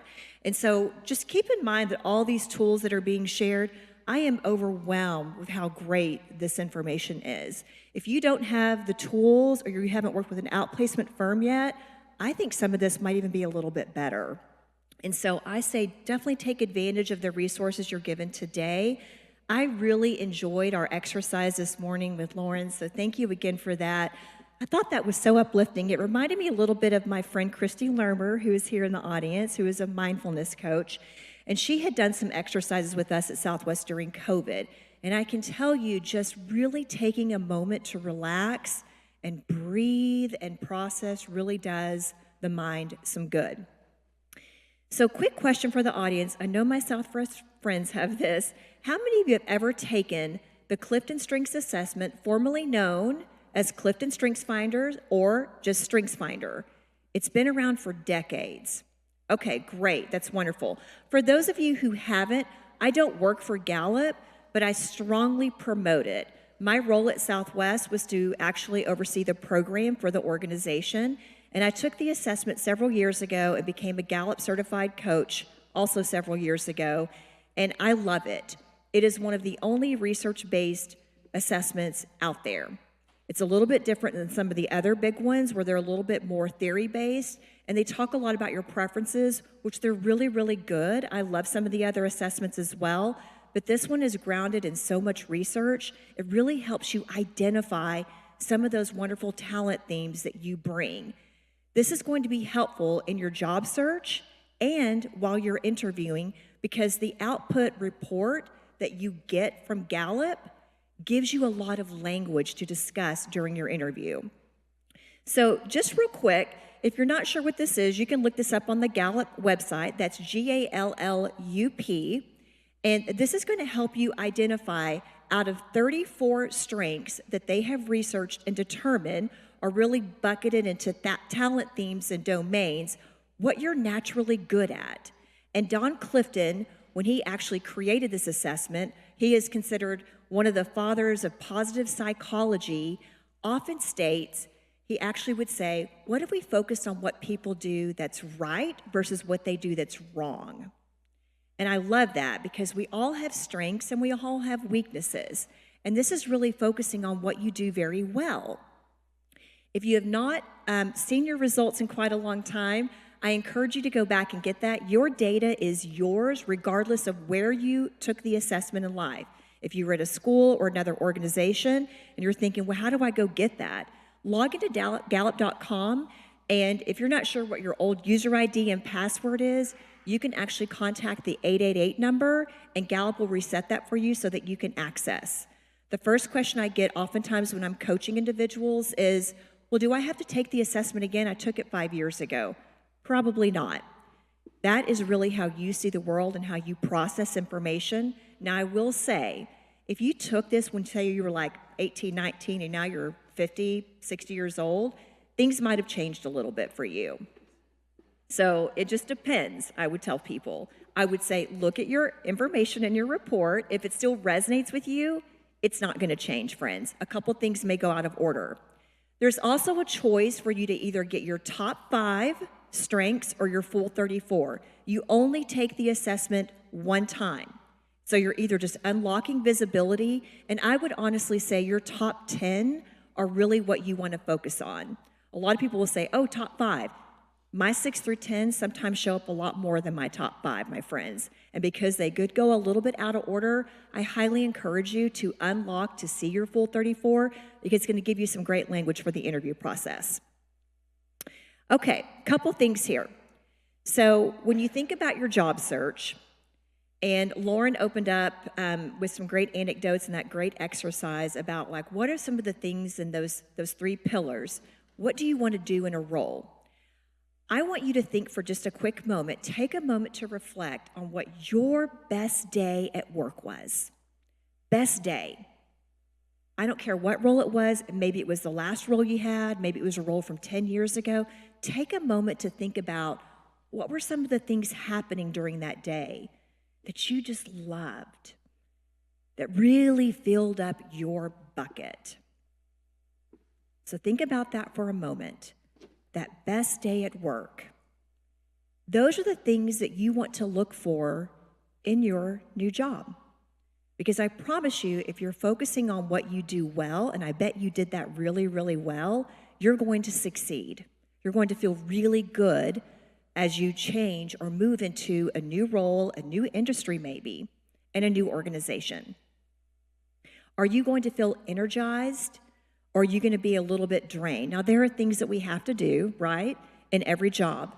But think about the company culture, the tasks that you're going to be responsible for, and some of the things that are going to motivate you to get up every day and show up to work. If you just go looking for a job just to have a job, and I understand that, right? We have to have income, and we have to have insurance. But if you're just going to go do that, you may feel really, really drained and exhausted, and you might be starting this job search over again. Okay, couple things on this. We're going to talk a little bit more about LinkedIn. It looks like Pete gave us some great anecdotes, and then Jana did as well, as like constructing your resume. If you look at your report, and for those of you who have your strengths, you can access your strengths on your cell phone. And so Gallup's got a great app. They've actually done a really good job of digitizing so much of this that if you go log in with your credentials, you can pull up details around your report that you can utilize ongoing. So if you don't have access to a laptop or you want some language around this, you can certainly do that even right now. It's just called Gallup Access. But in the actual summary of your resume or on your LinkedIn profile, you can incorporate some things that you're going to find in your Gallup report that are going to be really indicative of who you are. I put a couple of examples up here, and I say this with, you don't have to use all the actual language of strengths, especially if you're sitting across from someone in an interview or someone who may be reviewing a resume, that they don't really know what strengths is. And so if you're thinking, well, gosh, I lead with relationship building themes, this will be in your report, and you can actually incorporate that into your summary. Dynamic relationship builder, right? Strategic thinker. Things like that are going to be powerful that you use, and your report is going to actually outline that that's who you are. You can literally rip that language and even refine it through AI and put that into your summary on your LinkedIn or on your resume. There's also a book, my friends. It's been out for a long time. The book is great. It's called Strengths Finder. That's back whenever the name of the tool was Strengths Finders. You can buy that book and get a code in the back of the book.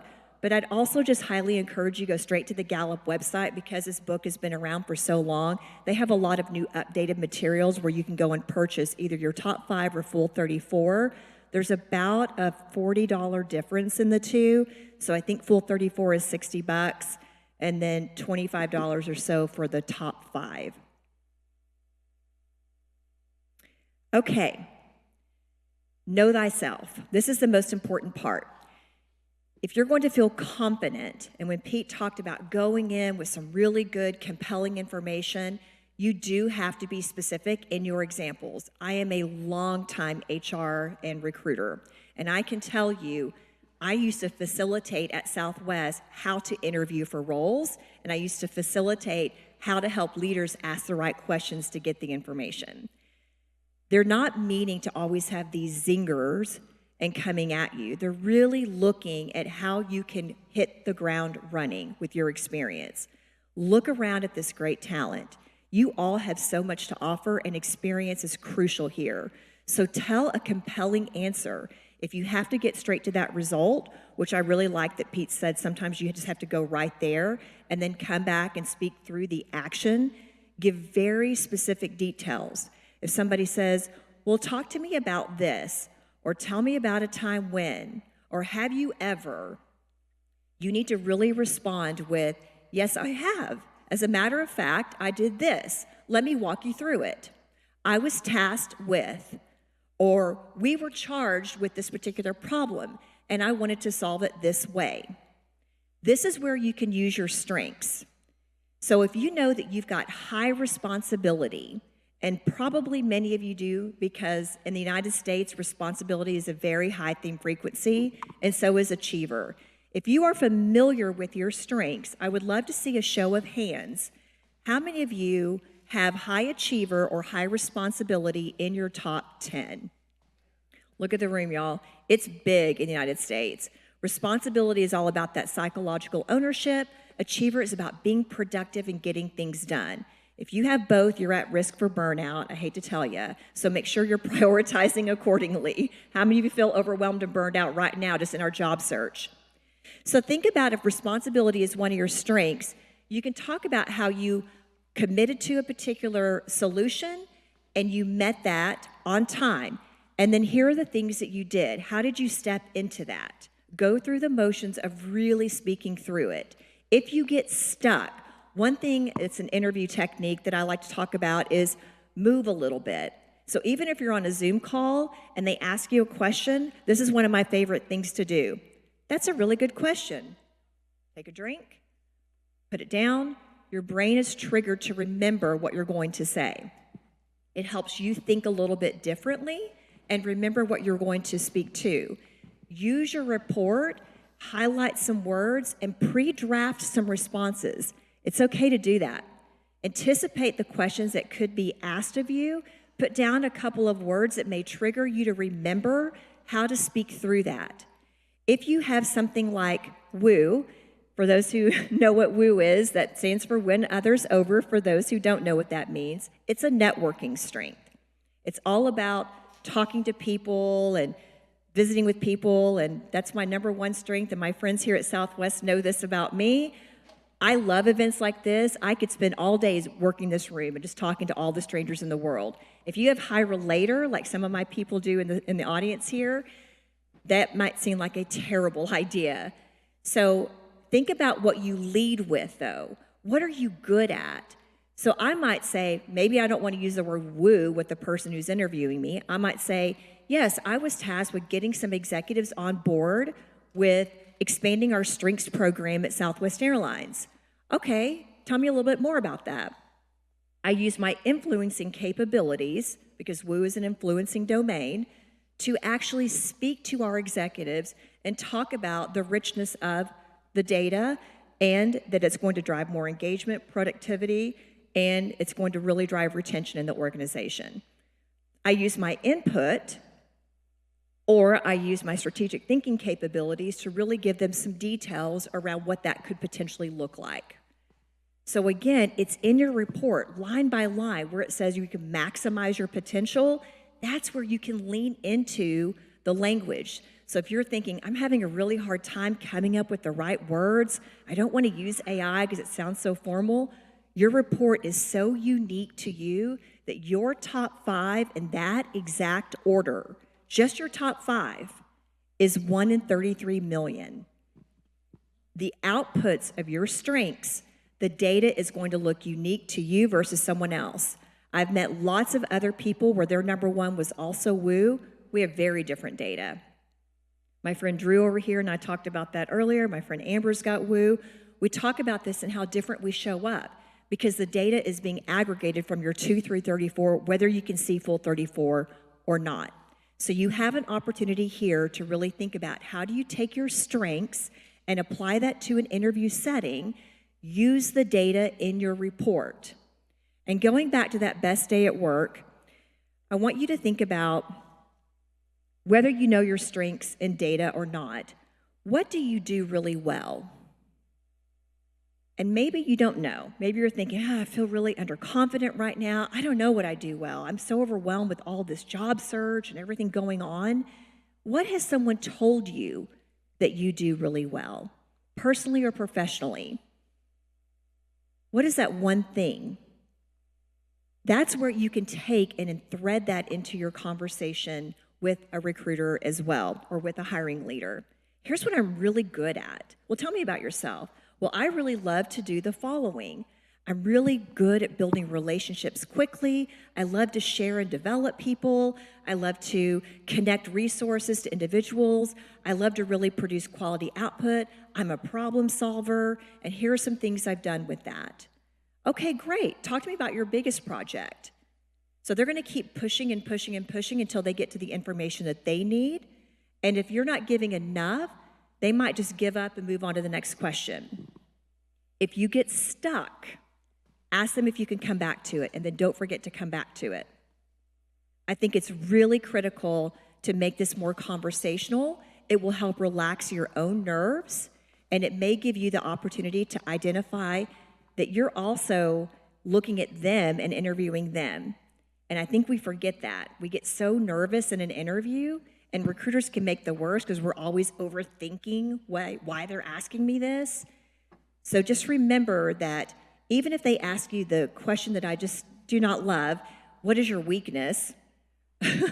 Be careful not to mention anything in the job description that any of that is a weakness. I once interviewed an individual who, it was an analyst role, and they asked, what is your weakness? And I was cringing at the question, but I said, oh, okay, I think that, what are you looking to improve? And he said, my analytics. And I went, no. He didn't mean that. Now, he recovered. He said, can I go back to that? Let me explain a little bit more. I meant to say that I'm looking more into sharpening my technical capabilities. Here are the things I've been doing. So he did turn it, he just said it incorrectly, and it was so uncomfortable in the moment, but he did recover well. So just make sure that you're not really mentioning anything in the job description that's your weakness, unless you're talking about, a few years ago it was this, but here are some things I've been thinking about. Again, your report will talk about what you don't necessarily do great, but what you've been working on. It's in the area that's called blind spots of your full 34 report.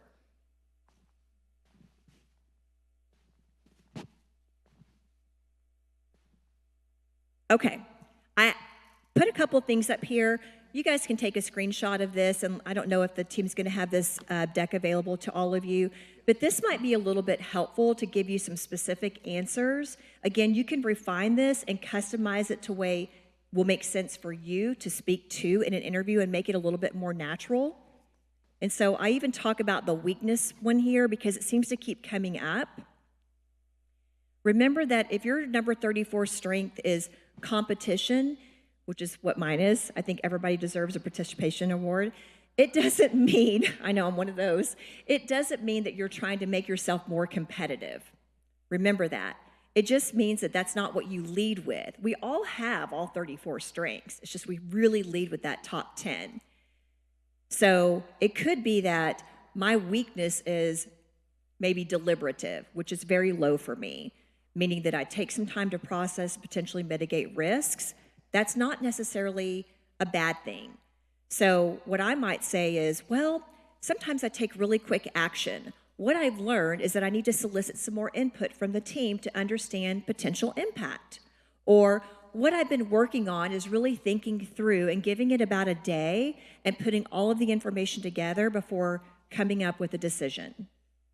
So I took my weakness and turned it into a really positive thing that I've been working on improving. I got that straight out of my report. So that's why I say it's so important if you have some tools or data, and if you don't have your strengths, you're not required to go do that, but ask someone, what am I good at? And if you take some advantage of some of these great resources and tools that the team have given you and go through some of those mock interviews, which I think is fantastic, it really gives you a sense of what to expect so that you can pre-draft some of those responses. I think that's my last slide. Yep. Oops, I'm going backward. Pete, don't be mad at me. I don't know what I'm doing. There we go, I'm back. What questions do you have, friends? Did y'all see my SWAU? Thank you, appreciate y'all. Yes. Okay, we're getting a mic to you, my friend. You mentioned that 1 out of 33 million? Yes. Right, on an output. So Yep. as you were speaking, you mentioned 3 strengths that are basically like mine. You had strategic, woo, and input. Yeah, that's you? Well, I have 3 of those in my top 10. So. Oh, let's hang out. Let's talk. But it's just in a different order. You have woo on 1, I have woo on 5. Oh, we can be friends. Okay, all right, very good. Well, my question is how, if somebody is like so similar, is that an advantage or a disadvantage? And what? Ooh, yes, great question. Both, because our strengths show up so uniquely, regardless if they're in the same order as someone else. Maybe like, hey, your number 1 woo is your number 3 woo or number 2 woo. Even again, number 1 woo and number 1 woo with 2 different people look very, very different because it's aggregating in other data. And so because I don't have strategic in my top 5, it's down there somewhere. I have strategic thinking themes, and I have 2 others in my top 5. We're going to show up very differently. Complementary strengths mean unalike strengths. This is the magic of Clifton Strengths. This is what I love about it more than anything, is that you are so unique that you are going to provide things and value to others that others may not be able to provide in the same moment, and vice versa. Because we all want to do great stuff, but we need help. We can't do it all. As much as we want to, we just cannot. And imposter syndrome just surrounds us, like, I should know this. Not necessarily. Work with someone who's very complimentary to you, and you will get more things done better and more effectively. Great question. What else, friends? Any other thoughts? Again, if you don't have this, feel free to go purchase it. If you don't want to, you don't have to. Just be thinking about that best day at work and how you can go look for opportunities and weave in what you do best every day for those interview questions. Thanks, Pete. Thank you, Tiffany.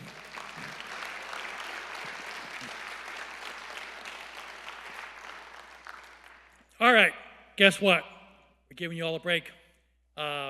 Let's reconvene at 11:19 because we got to get the show back on the road.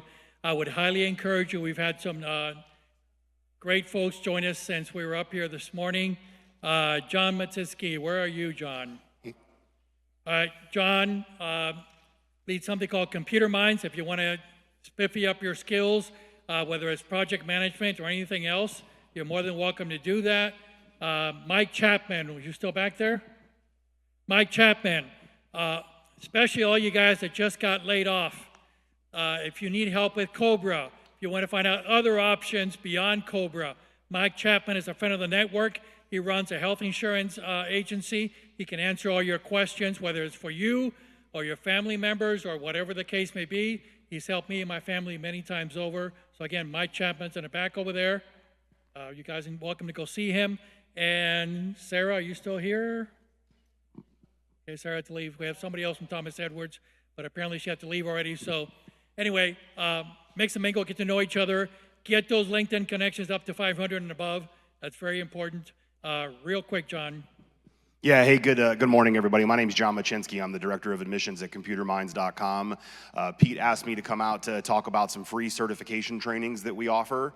At Computer Minds, we provide certification training for networking, cybersecurity, project management, PMP, Six Sigma, Scrum, logistics and supply chain, a lot of different certifications, and we're able to offer this free of charge because we have a partnership with the Texas Workforce Commission. If you're not familiar, there's a program called WIOA. It stands for Workforce Innovation Opportunity Act. If you're collecting unemployment, that is a pre-qualifier for that scholarship program.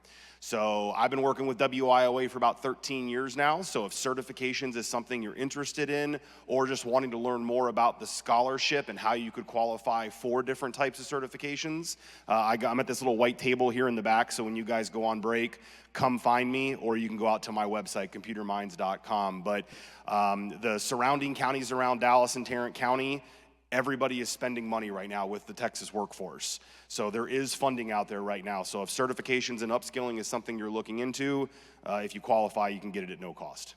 Thanks. Thank you, John. All right, so as you guys have probably heard and guessed by now, we are part of a very, very vast network. In fact, here in the Dallas-Fort Worth area, we have the largest network in the nation of all the different groups and everything, but our reach is far beyond what it is here in Dallas. We have many other groups all over the nation here.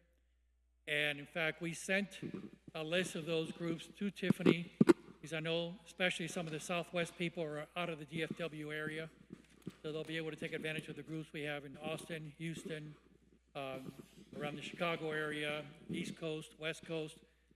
We got them everywhere, up north in Minnesota. So those people will be able to take advantage of everything as well. Don't forget that this is all being recorded, and you will get a copy of the presentation. So if anybody that you know wasn't able to be here, by all means, if you go to the Stonebriar events, Stonebriar being the name of the church, events, YouTube page, probably, Thursday, Friday, the video should be up. So if you want to share it with your friends, or if you like us talking up here, we get to cringe about what we look like. But share it, make sure everybody sees it. That couldn't make it here today. And so my friend here, Foster Williams, he and I are part of the leadership over at South Lake Focus Group, which is another major group here in town, over in the South Lake area and Tarrant County area. And I know it's a bit of a drive if you're local here, but I highly, highly encourage you guys to join us out there. Janice Sellers was up here earlier talking about resumes. Foster and myself were all part of the leadership there. Craig Willer, you guys just went through a presentation with Tiffany about your strengths. I don't know how many of you already have your strengths, but if you don't, or if you want to sit down with somebody and you're out in South Lake, please do so. Craig Willer will be there every Thursday morning. He's got a sign-up sheet so you can get your strengths evaluated if you're out in South Lake and you haven't had a chance to do that yet.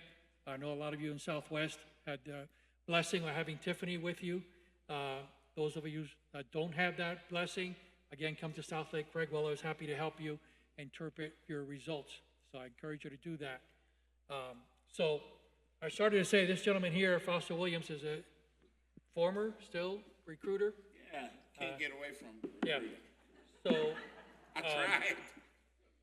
we want to talk a little bit about the other groups that we have here in town. And jump in here, buddy. I don't want to be Okay. So, guys, we got two kind of groups. Again, I'm Foster Williams, guys, and I'm going to get out of this light so I can see you guys. Hey, Ray.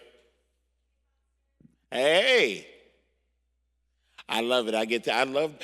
God gave me this job. I love this job. So, guys, back in 1996, over at Irving Bible Church, we started a group. Myself, I think it was Jim Munson that was with me and a few other recruiters. And we said, you know what?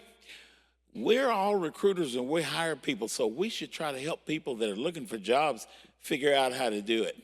And so, oh my goodness, next thing I knew, the network got real big. I had created, I think, 43 groups. This was one of them, me and John that you guys heard earlier, and Steve, the first person that you heard, created this about 15 years ago, and Frisco Connect is what it is today. We have seen a lot of folks land. My buddy Miranda just told me that she landed just a while ago. And so, hey. So this is what we get a chance to do. It's daunting now. I don't have to tell you guys that. You guys are the one telling me it's daunting. So we have two type of networking groups, guys. We have general networking groups like Frisco Connect. Everybody doesn't do the same thing, but we get together and we help each other. You know what I'm saying? And so we have Fort Worth Career Search Network was the very first group that started the Career Search Network. So Fort Worth is on Mondays, guys. Clayton Stockdale is a wonderful leader that runs that group. We have South Lake Focus Group. How many people in here have been to South Lake Focus Group? Look at all those people, Pete. You see them? And we have, so my buddy Jeff Morris is still with us. There's Jeff back there. The lights are bright up here, but I can see you. North Dallas, guys. North Dallas Job Seeker Network. Wonderful network. Of course, Frisco Connect, you're sitting in it right now. It's 15 years old. All across the United States, Jeff and I have gleaned relationships with people that run groups like this, that have things. We do a lot of Zooming and Teams and Blue Jeans and all kind of different things that we utilize, like Zoom, in order to network with each other. So, and then I got smart. Well, I had an idea. A few years ago, this is probably around 2008, I said, you know what? I'm a recruiter. Let's get all the people in HR together. Let's get all the people in IT together. Let's get all the people in project management. We had marketing back in that day. So we created what was called special interest groups.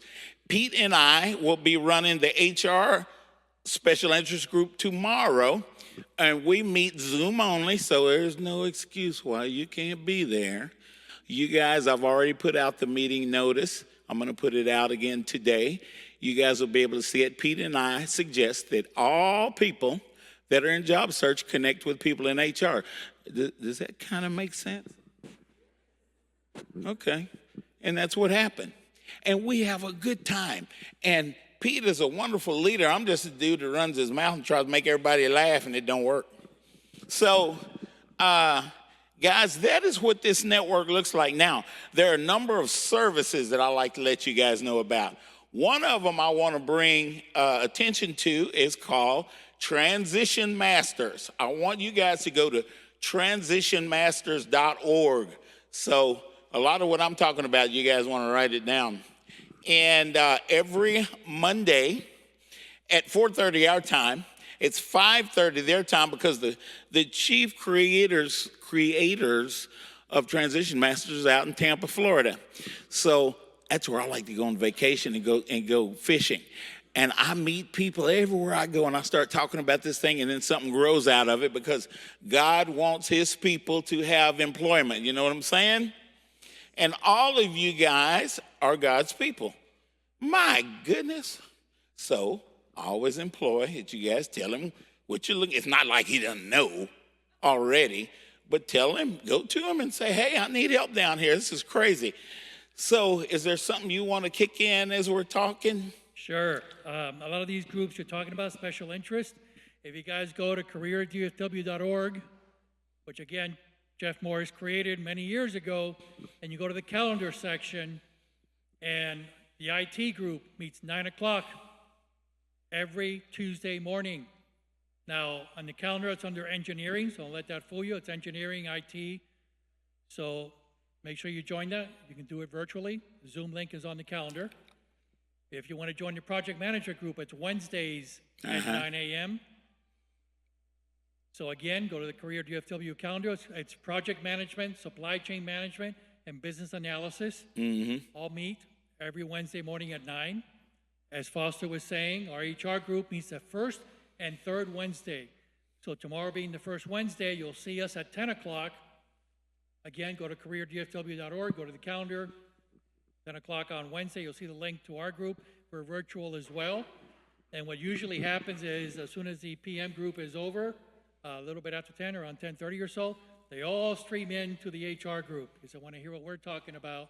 And what better people to meet than HR and talent acquisition people that are going to be in our group. That's right. Those are connections when they land.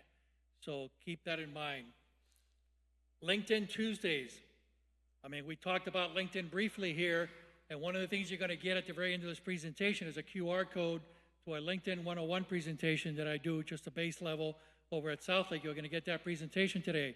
But every Tuesday at 1 o'clock, Jeff Morris hosts LinkedIn Tuesdays, and he has wonderful, wonderful LinkedIn experts every week, including Kurt Vondermatter, one of the leading executive recruiters in the nation.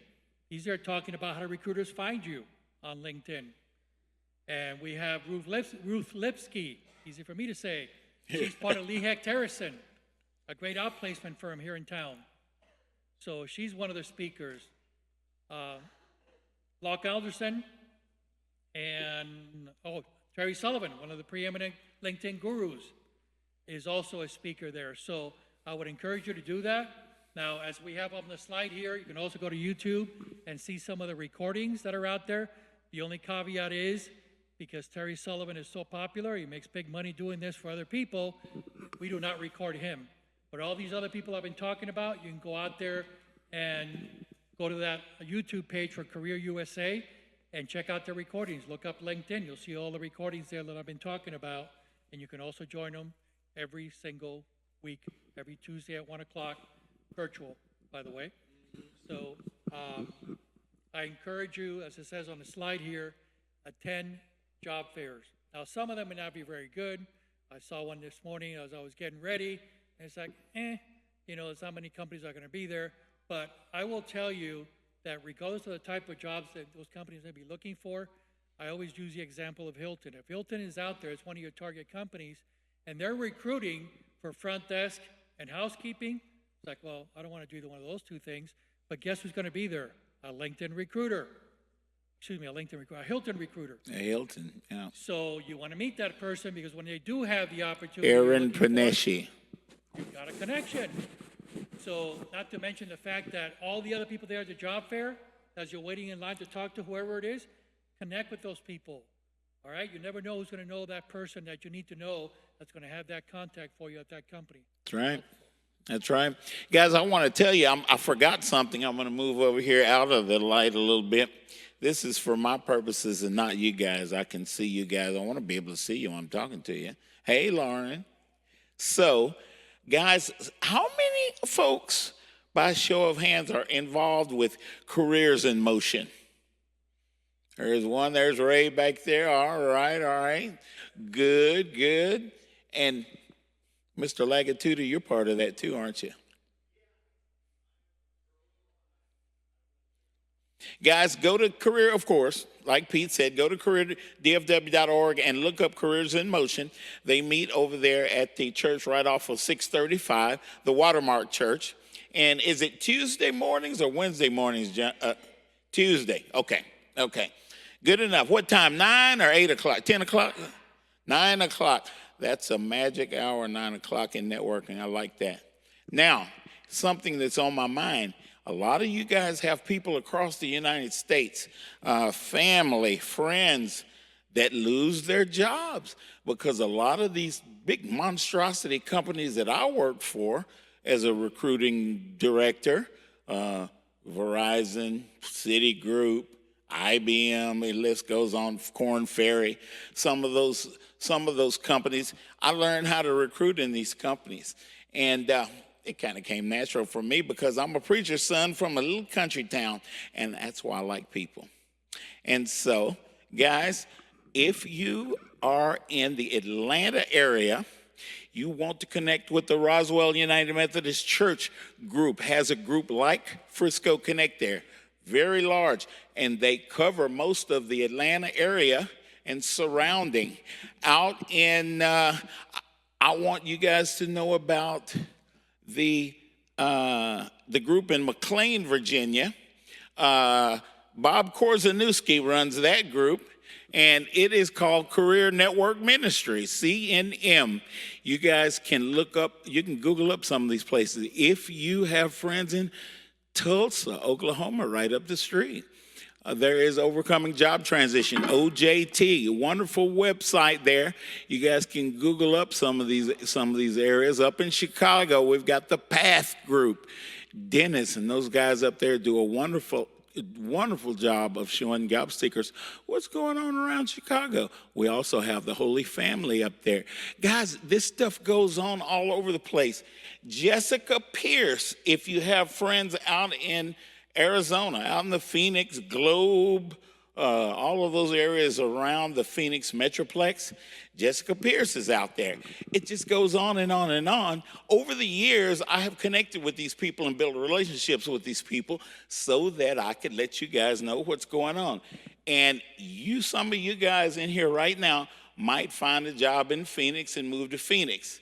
We have a wonderful network right there in Phoenix. So that's just a little bit about this network and what's going on, what we look like. We're gigantic now. You could probably cut us in half, and we're the largest job seeker network in the United States because of all of these cities that we're in. Any major city, we're probably going to have a network there. What I like to do, guys, is when you find a job that you're excited about, well, me being a recruiter, if you're excited about an opportunity, I know you're probably a good fit for it because you know, hey, that's what I do. I've got a history of doing that. Well, you know what we need to do? We need to find somebody inside of that company that we can share your resume with, and they can help you from within that sort of a connection. I've been doing that for years, so I'd like to ask a lot of you guys never even seen Foster Williams before, nothing to see here special, but I like to connect with you guys. Connect with me on LinkedIn, because if you see a job at a company, I would be more than glad to connect you with somebody inside that company. Some of those big companies that I've mentioned, I've got over 100 connections inside of those people. But what I do is I help people get jobs in those companies, so I have a relationship.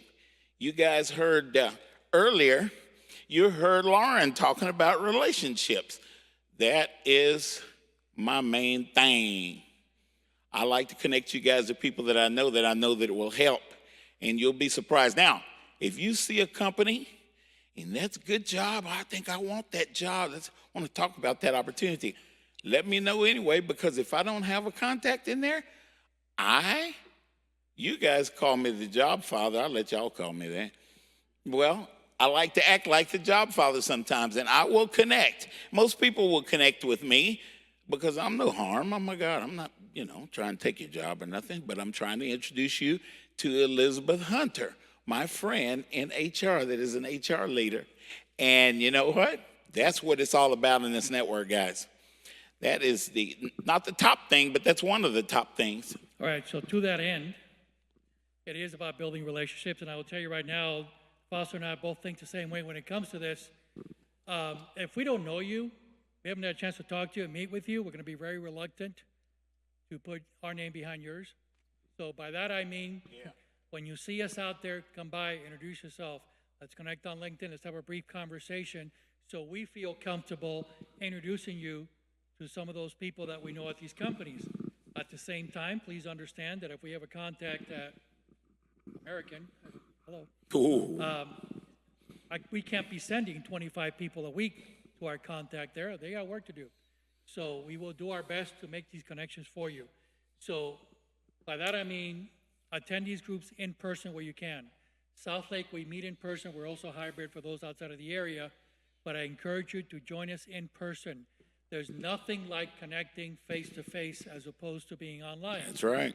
Now, every online meeting that we just talked about all has one common thread throughout that meeting. Yeah, that too. And it's networking. So it kind of makes me a little bit sad, sometimes irritated, that I get online and all I see is a black square. Oh, you stole it from me. Okay, go Johnny's ahead. iPhone. It's a networking group. Yes. Turn on your cameras. Your full name on that little square. Come on, son. You're going to say something brilliant. You're going to ask for something, for help for something. We can't do it if it just says Johnny's iPhone and no picture. So please, please, and I've heard all the excuses about everyone. Bad hair. And they all stink. You know, whatever. I didn't do my nails this morning. I don't care. Turn on your cameras. Join us. It is a networking opportunity, and I encourage you guys to all do that. That's the way we help each other out. And then I'll get on another soapbox if you allow me for a second there, Foster. Go. Is we're here to help each other, folks. I meet so many people. Well, they'll reach out to me after a couple of months. I haven't seen them anywhere in a couple of months. Hey, I just got an interview with IBM. You know anybody there? We are here to help each other. What I mean by that is you don't just come to these groups. If you don't find something for yourself, you leave. And you never come back until you need us again. Don't work that way. At least not in my book. We are here to help each other. That means every week, if you can make it, you're here. Whether here, South Lake, IT group, whatever, HR group. Because you are also there to help other people, not just help yourself. Right. So that is usually my soapbox, is that even though there's nothing that you may glean from that particular meeting that day, the fact that you're there, the fact that I happen to hear that you've got a connection at IBM and I'm looking for that, and you can help me out or you can help somebody else out, I guarantee you, for those of you that are frustrated with this job search, I just got a rejection last night, there's nothing to make you feel better than the fact you were able to help somebody else, even though there's nothing there for you. Oh, yeah. So I am rambling. I got two more things because I'm out of time. I got two more things that I want to ramble about. Pete talked about one of them, and one of them is, guys, when you are on Zoom and you got Foster at the bottom of that. Okay. Pete and I invite recruiters out. Is Matt still here? Or did he have to go back to work? I think he left. We meet guys, recruiters that understand what it is that we're trying to do. We're not just another number to them. We invite them to our groups. Like tomorrow in HR, we're going to be talking about things, and the recruiters will be there. I've got 2 recruiters already told me they're going to be there. And you know what? They are looking to hire people. And if you say something profound, they want to know who you are. And all they know is your name is Foster. They don't know your last name's Williams. Foster, come on now. Put your full name. Now, you might want to put where you're located, right behind your full name. I do that, and I'm not even looking for a job. Well, I am looking for a job because I'm looking for a job for all of you guys. I'm looking for all kinds of jobs. Oh, my goodness. Now, there's something else that irks Pete and I. You guys will get a job. Yay! And we will get an email that says, take me off of all of the email connections and things that I've been connected to and I found my job on. Look at my face. I can't say it. I'm in church. I can't say what I want to say, but that irks Pete and I because it feels like, and it may not be, probably is, but it feels like that person's a taker. Okay, that's all I have to say about that. Stop it. Yes, ma'am.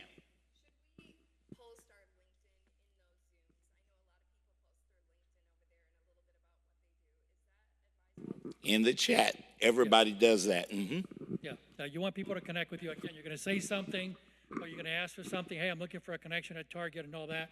And we're going to talk about how to find your target companies in a few minutes here. But yeah, I would also encourage you to put whatever companies you're looking for a contact at.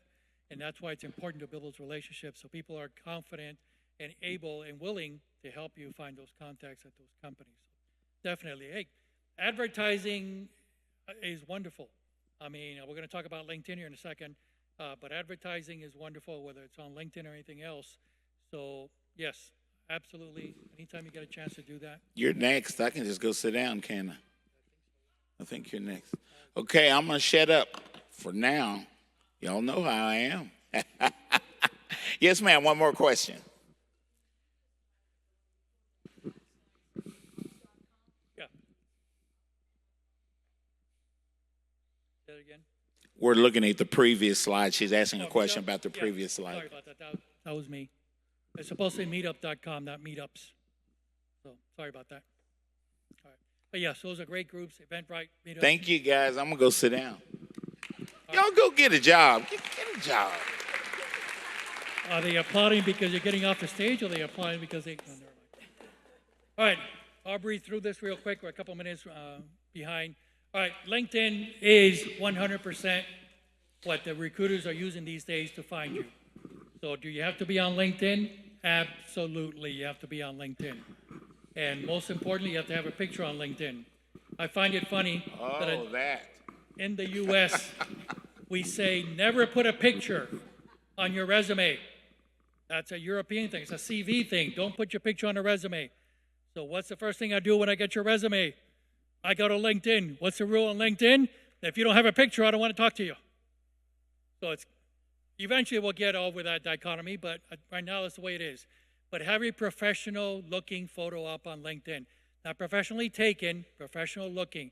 All you need is a nice blank wall, smartphone, somebody to take it, and bam, you're done.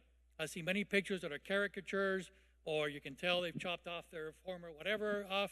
So have something professional. Right? Your headline is critical. I see a lot of LinkedIn profiles that tell me you're the guru of something. You're amazing at whatever. But guess what? You never tell me. What are you looking for? So have your headline on there. And it's okay to have multiple titles up there. So if I'm a business development manager, great. I can also be a sales development manager. I can also be an account manager. It's okay to have all of them up there, but make it clear right off the bat what it is you're looking for. Very important. Whatever keywords are up there, what are the keywords in your industry? What are the keywords? By now, you should be doing some research on those job descriptions for all those jobs you're looking for. If I'm an account manager and I'm in the healthcare industry, I'm going to look up account management jobs in healthcare. What are the keywords they're looking for? What do I need to have? Have those up there. Again, when you hear a recruiter doing a search on LinkedIn, they're going to say, I'm looking for an account manager, must have healthcare, must also know Epic and know whatever other software. So have those things up there that are important to that particular role in that particular industry. Get to your 500 connections, very important. It's part of the LinkedIn algorithm. It depends. If I'm looking for that account manager in healthcare and I put that search criteria into LinkedIn, that 500 connections is the difference between you showing up on pages 1 through 5 and you showing up on page 65. So try to get those connections up to at least 500. It's just part of the LinkedIn algorithm. As they say, it is what it is. So anytime you reach out to somebody to connect, try to personalize it. Now, LinkedIn makes it very difficult now, if you're on LinkedIn Basic, and most of us are, in that after the first 5 every month, I can no longer personalize an invitation. So go ahead and send it out anyway. But I will ask you once I respond, or Foster, whoever it is, send us a quick note back reminding us where we met. Hey, we met at Frisco Connect at the workshop. Great. We met at South Lake Focus Group. Great. That way we have context. So when you reach out to us a month from now, I know where we met, and the fact that we did meet. So one of the things that I also do when I go on LinkedIn is I'm on LinkedIn all the time. Sometimes I'll find jobs and I'll ship them out to people, or people will reach out to me to connect. I don't see a green ring, which I'll talk about in a minute, and I also see that you're still currently at your job. What I do, what Foster does, and many others here, is help people find work. So if you're connecting with me and you're still employed, I'm going to look at it second time going, I don't know if I need another connection unless it's a major company or unless they know somebody that I know, then I'll do it. But I highly encourage you guys to always, on your current job, should be seeking opportunities as account manager, seeking opportunities as HR director. That way, first of all, it's another hit for that algorithm, another place to put the job title you're looking for. And secondly, it makes it very clear. Because I'll tell you right now, if I'm a recruiter, and I've never been, I only play one on TV, I will tell you right now, if I'm a recruiter and I've got two candidates that are identical, and one's got their green ring in and the other one's still employed wherever, I got to work extra hard to get you to leave out of the company to come join the company I'm recruiting for. But if you got a green ring, I know you can start tomorrow once we agree on compensation.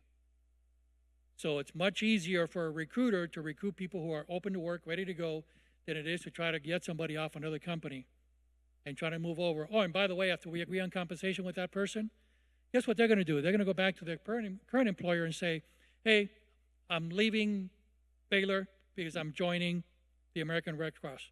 Great. So what's Baylor going to do? You're a good employee. They're going to counter. Now you're going to say, oh, you know what? I'm staying at Baylor. So now that recruiter's got to start all over again or go to the second or third candidate. So that green ring does a lot for you beyond and the open and the the seeking a job as whatever your current title is. That would help a lot as well. Then lastly, in the about section, very top of the about section, not the bottom, at the very top, put in your contact information, email address and or phone number. For those of you hinky about putting your phone number out there, and I don't blame you, go to Google Voice, get a free virtual phone number. It automatically feeds both text and voice to your current cell. That way nobody has your number. When you're done with your job search, you can delete that number if you want to. But if I'm a recruiter, again, and by the way, the entire LinkedIn package as a recruiter, extremely expensive. Most recruiters using LinkedIn don't have the package. They're just using it to search, much like I would. So I want you to make sure that if a recruiter has a great opening and they find your profile, that they can pick up that phone or send out an email immediately to you to make sure that you see it. Otherwise, they have trouble getting a hold of you. Because remember, unless you're a first-level connection, they can't see your contact info data. So that's why it's so important to make yourself available at the very top of that about section. All right, moving on. Talked about the green ring. Customize that URL. All this stuff, that QR code, and I'll repeat it again at the end of the presentation, is for a LinkedIn 101 presentation that I do at Southlake. You're welcome to scan that code, get the entire presentation. All these things on this slide will be discussed in more detail during that presentation. But important, the dates, the places you worked, and all that should be in sync between your resume and your LinkedIn profile. Don't tell me you are detail-oriented and I find out that you can't even get the dates right or your title right on your resume versus your LinkedIn profile. So make sure those things are in sync. If you have a target company, and I'm following whatever, IBM, Microsoft, Baylor Scott & White, go to the LinkedIn page, follow that company. And then right after that, there's a space right there for a job alert. So now I'm at Baylor Scott & White. I'm going to put in their HR director because that's what I'm looking for. And now when Baylor has that opening, I'm going to automatically get an email and a notification. So it saves me a lot of time. So I highly encourage you guys to follow the target companies and put in there your job alerts so you get automatically notified when those jobs are out there. Again, the green ring, I hear a lot of people, not a lot of people, I know one guy in particular used to work for Google, recycled interview from years ago that he keeps saying, makes you look desperate. I still want somebody to explain to me where the desperation comes in putting a green ring out there. This is your advertising. I always joke around with people, this is like political season, everybody's got a lawn sign, vote for me. This is your lawn sign. This is your letting people know, not only recruiters, it's your network, all the people you used to work with. years ago that are going to see that and going, I didn't know Elizabeth was out of work. We're actually looking for somebody just like her. And now they're going to reach out to Elizabeth. Say, guess what? I haven't talked to you in years, but came across your green ring. That's what it's for. It's those people that are not recruiters, but they're part of your network. Some people are, you made an impression on years ago, and now they see that they're going to want to reach out to you and connect with you. The last thing is be active on LinkedIn. It is so important to be active on LinkedIn. It increases that algorithm, which is what it's all about. Again, you want to show up on the first 5 pages or page 60 something. So be very active on LinkedIn. One of the things I always recommend for all of you, regardless of what kind of work you're looking for, go to LinkedIn, put in HR, put in architect, put whatever, and a bunch of groups will come up. Join those groups, interact with those people. They can help you tremendously. Plus, once you join those groups, they all become second-level connections.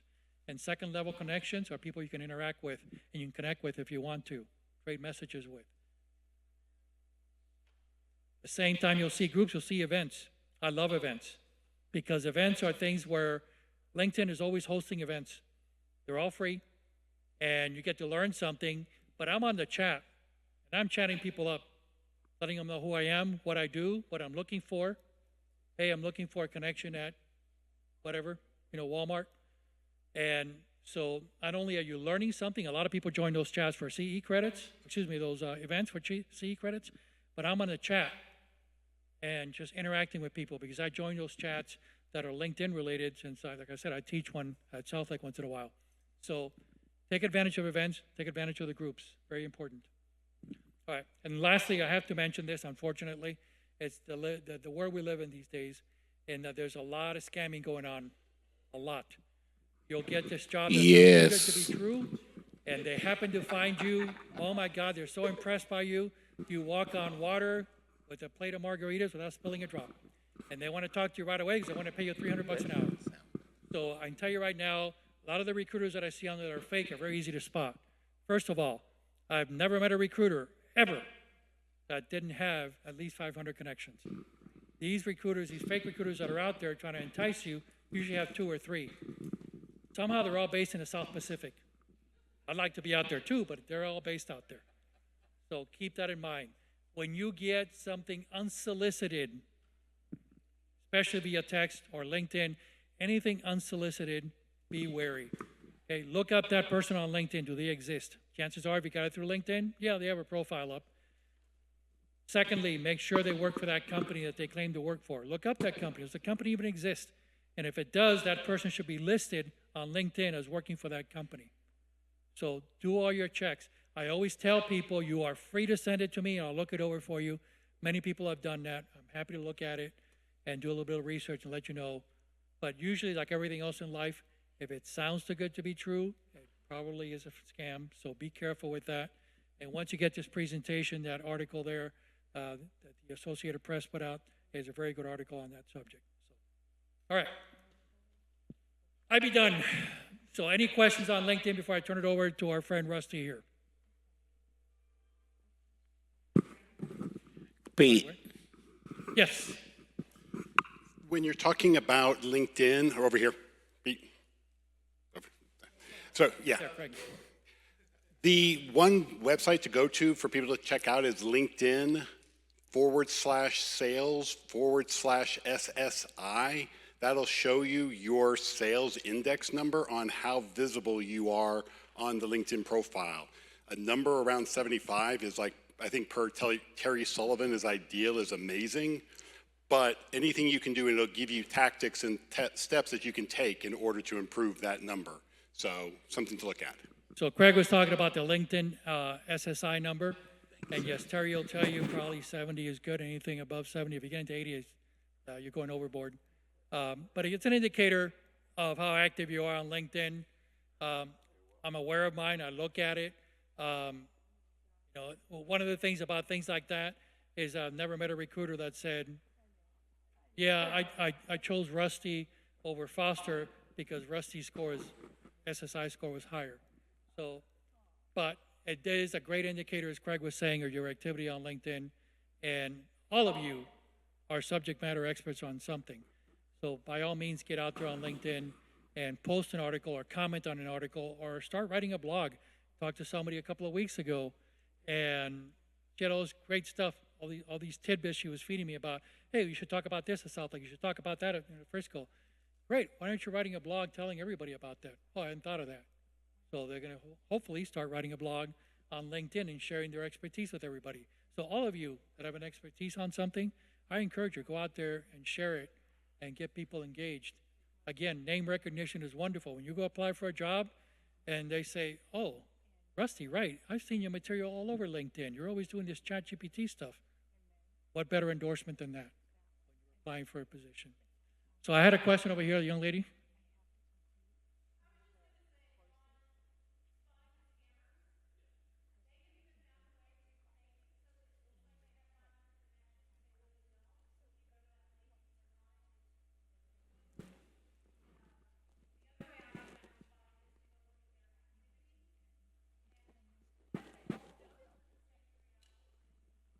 I know. Yeah, if your spidey senses are going off that it might be a scam, chances are that it is. But just to repeat what she was saying, some of these recruiters are now actually putting in more than 500 connections, but she's checking out also their activity to see what they're doing. So just be wary of it. That's all I can tell you. By the way, no recruiter ever needs your social security number, your banking information, your driver's license number, your home address, none of that. The only time that's going to be needed is when you go to the actually company website and you're filling out an actual application. That's when they're going to ask you for all that, because they eventually, hopefully, set you up on payroll, and they have to do a background check eventually, so they may need some of that, but no recruiter will ever need that. If you find a recruiter asking you for that, run. So simple as that. All right, so I got to cut this off. Mr. Wright, you are on. Thank you.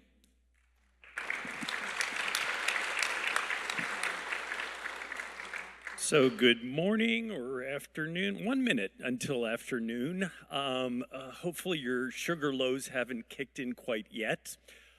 Thank you to Pete and Foster for inviting me back. This is, I think, maybe the third time or fourth time that I've been here at Frisco Connect speaking about generative AI.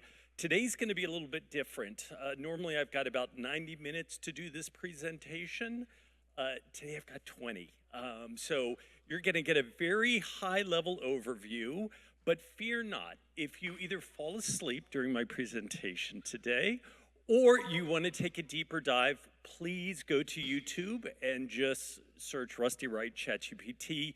You're going to find prior Frisco Connect presentations. You're going to find things from Career USA that I've done in the past.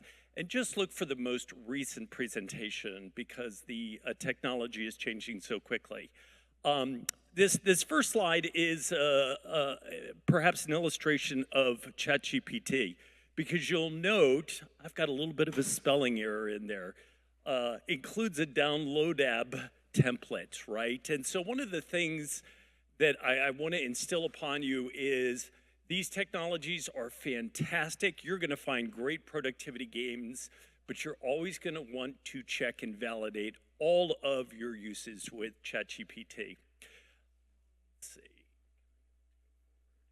A little bit about me. So I am not a technologist, so to speak. I'm not a coding expert or super at my Python or anything. I am by trade a global marketing leader. And have always been kind of asked to look into the future to understand trends and technologies that are going to be impacting my company and my brand. I began to immerse myself in AI 3 years ago, and 2 years ago began teaching executives and folks that are in transition how to use this technology. My hope is we're going to look at some things from job search today, but I'm hoping you can start to see, oh, I can really take that idea and integrate that into what I'm going to be doing in my future role beyond job search. Today's agenda, really quickly, I'm going to talk here at the beginning about platforms and models, because there have been some changes in the last couple of months that are important to understand. Then we're going to get into prompt creation. This is how we're going to be talking with the language models You've heard of that old adage, garbage in, garbage out. Well, that's very true with your prompting. The better you get at your prompting, the better your outputs are going to be. And then we're going to try and put some of that into action with some very specific high-level prompts. Now, I've only got time today to talk on about 1 or 2 different prompts that are out there, but when we get done, I'm going to give you a QR code, so have your phone handy towards the end, because you'll be able to download a full job search template that's about 9 pages long, and it's much, much deeper. Why is this not going forward? There we go. So artificial intelligence, everyone throws that word around these days, but what we're going to be talking about today is actually a subgroup of a subgroup of a subgroup, which is generative AI. It's been around essentially since 2014, but for most of us, we know it from its seminal moment that happened in November of 2022, when a little tool called ChatGPT hit the market. Now, what made ChatGPT very different from some of the historical AI that was out there was, first of all, the G that's in ChatGPT, which stands for generative. Its ability to take everything that had been taught and then create something completely new. Synthesize all the poems of Robert Frost and create a completely new poem that sounds a bit like Robert Frost. Or 5,000 pictures of a cat, it can now create a completely new picture of a cat that's never been seen before. The other thing that made it unique was that it used natural language processing, which meant you don't have to be a coding expert to now communicate with it. Every one of us, me, you, your grandma, can now be integrating with ChatGPT. Which platform to use? I get this question quite often. I speak about ChatGPT, but there are a number of fantastic platforms that are out there. And if you wait 3 weeks, a new one's going to come out that's even better than the last one. So if you found something that's working for you, feel free to stick with it. What I tend to find is folks, when they start to get into AI, they will generally use 1 or maybe 2 tools. But after 6 months, 7 months, they're using 3 or 4 different tools, just like you would have in your toolbox, right? A different tool for a different job. As a marketer, I use about 13 of them, including video editors and sound editors and such. Why I talk about ChatGPT here is probably about 90% of the folks in this room are going to be utilizing that as their primary platform. If you've never accessed it before, it is now super easy. You can go to the website. You don't even need an account to start utilizing the models. But one of the things I recommend is downloading their apps. There is a desktop version, which you can download and have it working side by side with you. And it allows you to do things like share screenshots, which just helps with your workflow. The other thing on the right-hand side that I endorse is downloading the mobile version. If you're an active person like me, I go out and I run every day. And so these have voice integration systems with them where you can just speak to the tool and have it do research for you, have it develop a study plan, have it test you on various aspects, or even have it interview you for a job. So I highly recommend having the mobile version. Now, this is going to be a little bit different than what I've talked about in the past. For the first 2 years of ChatGPT's history, we were working with different iterations of the GPT model, the Generative Pre-trained Transformer model. And these models were super great because they were fantastic at writing, at creative thinking. I like to say that they were a lot like William Shakespeare, super great with language, but they had some shortcomings. In part, they were sometimes a little too creative. They would go off and they would make up information for you, which we call hallucinating. The other thing is they really struggled with some basic tasks in logic and math. So they could pass the bar, they were smart enough to be a lawyer, but they couldn't pass the CPA exam. So that has changed in the last 2 months. So we've seen the introduction of what we're calling reasoning models. So if ChatGPT was William Shakespeare, these reasoning models are now a little bit more like Sir Isaac Newton. They're trained to be used in math, in science, in finance, where you need a higher level of logic. And so you now have the opportunity to use these models, sort of. So if you are a free user of ChatGPT, you can use one of these reasoning models by clicking this little button down here and clicking that before you enter your prompt. And that is going to make the model do a chain of thought thinking, where before it ever gives you an answer, it's going to say, how do I solve this problem, and what are the individual steps that I need to go through? It will then walk through those steps, and sometimes it's even going to backtrack to take a look at the work that it's done earlier on that. So it sounds fantastic, right, that we've got someone who's doing some deep thinking. So if these models are newer, why not use them for everything? Well, there's a couple reasons to think about. First of all, because they're taking so much time to think, they're using a lot of energy and a lot of cost for the platforms. And so those platforms are generally restricting the number of logic or reasoning prompts that you can do on a daily basis. If you're a free ChatGPT user, you're probably getting anywhere between 10 to 20 of those free prompts on a daily basis. May be fine for you, but if you're going back and forth a lot on your prompts, that's tough. The other reason is that they're not as great, not as creative on the language side.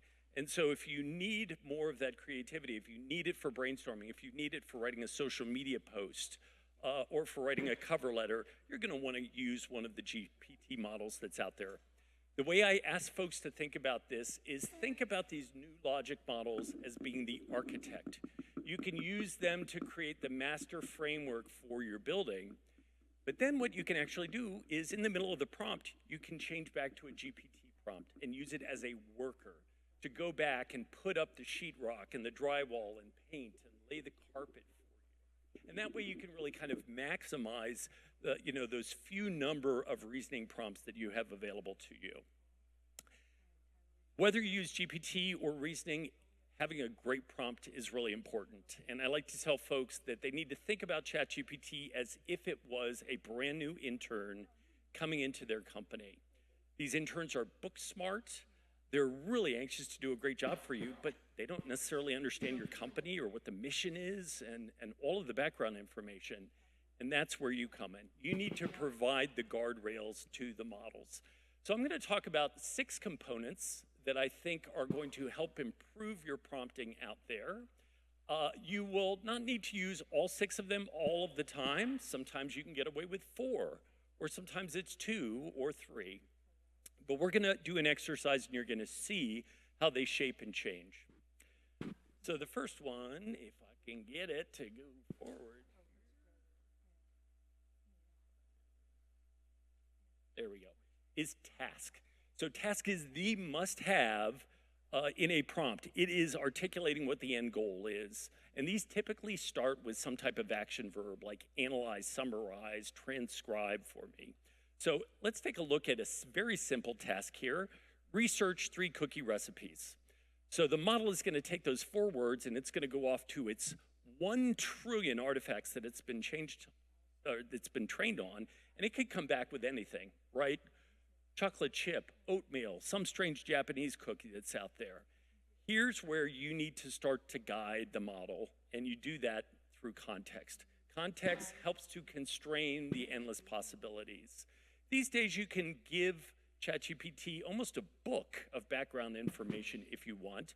But at the end of the day, you want to make sure you're answering the question, does ChatGPT know enough about my background or the background of the problem? Do they know what success looks like for me and maybe what environment I'm operating in?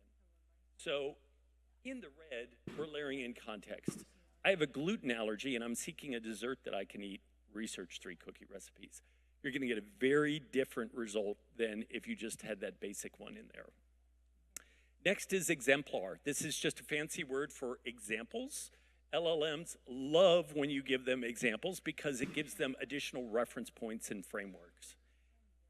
In this case, in gray, we're going to ask it to include recipes by celebrity chefs, for example, Martha Stewart. So when we get our answers back, we can expect probably Martha Stewart's going to be in there, but they may find somebody else that's like her. Maybe it's Bobby Flay or Jacques Pepin.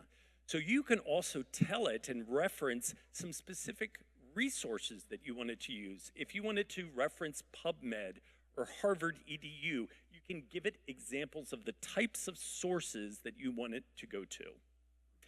Next is persona. Persona is the subject matter expertise we want the model to use as it's reviewing our problem, kind of like the glasses that we want it to look through. We could ask it to assume the persona of Steve Jobs or of Warren Buffett. And you can imagine that those two individuals are going to answer a question very differently. So in this case, in blue, I want you to act as a nutritionist advising me on healthy eating and macronutritional information. So now that information is going to come back to me from the perspective of somebody who is a nutritionist and is giving me that macro. Next is format. Folks always forget about format and they just take whatever ChatGPT gives them, which is normally paragraphs and bullet points. But you can get so much more. You can get tables, you can get code blocks, you can get citations and APA forms or hyperlinks. You can even get PowerPoint visuals that come back from these as well. So think about how you're going to be using the information that is coming out of the language model and make sure that you're indicating that in your format. Last but not least is tone. Tone is the voice that the model is going to respond in, right? Typically adjectives or adverbs, things like friendly or approachable. Again, changing the tone is going to very much impact your answer. If I ask it to write me a professional cover letter, it's going to be very different than if I ask it to write me a humorous cover letter at the end of the day. So if you're looking and struggling with controlling the way that the model sounds, the voice that it's using, think about the tone that you want it to use. So some tips for writing strong prompts. Start with the end in mind. Think about what success looks like and then kind of reverse engineer and figure out what instruction, what information am I going to have to provide the model. You're going to want to use simple language. You don't have to write in Shakespearean English. In fact, simple is better. Specific is even better yet. At the end of the day, you're going to want to test and iterate your prompt. And one of the easiest things to do is after you get the first response is just click that little regenerate button at the bottom. That's going to give you a secondary response that you can compare and see, which one is better. If you're not happy with that, then maybe it's time to go back and tweak your prompt a little bit further. If you're really unsure if you've given it enough information, you can include this little note. If you need further information, please ask me 3 to 5 clarifying questions. And the model will ask you kind of how to fill in the blanks of the information that you've given it. So how can this help me professionally? I want to talk about 3 quick thought starters here today. Research, we're all doing that, whether we're actually in job search or whether we're doing other aspects of a role at a company. Resume customization, and a little bit of LinkedIn usage to follow up on Pete's earlier presentation. So let's take a look at this prompt here as a corporate research assistant. I want you to act as a corporate researcher. That's persona right there. Tell me about the company American Airlines. Task. For example, how many employees do they have? What is their vision and mission, et cetera, et cetera. That's exemplar. Include other key information to help orient me to their business. That's context. I'm telling it what success looks like. Provide the information in bullet points. That's format. So we take a look at our output and we see that ChatGPT basically asked for and responded with everything that I asked for, including some other information. These days, you're going to find that it's citing all of its sources, and in this output on American Airlines, it looks like there's about 15 or 16 different citations that are in there. It's included things like the NAICS codes that I asked for. Pete's going to talk to you about this in a minute, but once you have these codes, you can start to take a look for other companies that share a similar industry code as you build your target company list. It's also given me, it's given me recent developments. So it's captured some of the things that are happening in the news, It's talking about new plane purchases that are out there. Again, things that are going to help orient you to its business. You can also ask it to look for historic sales, especially for publicly available companies that are out there. Now, in this prompt, you're going to see I've highlighted 5 different tasks, right? Imagine you are a financial analyst. Search the annual reports for the following companies. Analyze the reports for the years 2018. Extract information on net sales and calculate the growth. Organize the information for all companies in table format. So what I'd like you to take away from this, beyond this prompt, is that you can give it step-by-step instructions as to what actions you want it to take. And you can give it multiple steps that are in there. So in this case, we get the output. It's taken everything, it's put it into a tabular form. In fact, we can now cut that table and paste it into Excel and manipulate the data. So thinking about that format of how we want to use information is going to be important as we're crafting our prompt. If you're working with numbers, one of the things I'm going to suggest is that you think about, first of all, using one of those new logic or reasoning models. They're going to be better at math and doing calculations for you. You might get lucky with one of the older GPT models, and it could be absolutely fine. But logic and reasoning is going to work better with numbers. If it hasn't given you the sources, ask ChatGPT, what are the sources that, you've cited here? And if it comes back and says, this is just in my general training, I don't have anything specific, do not use those numbers, right?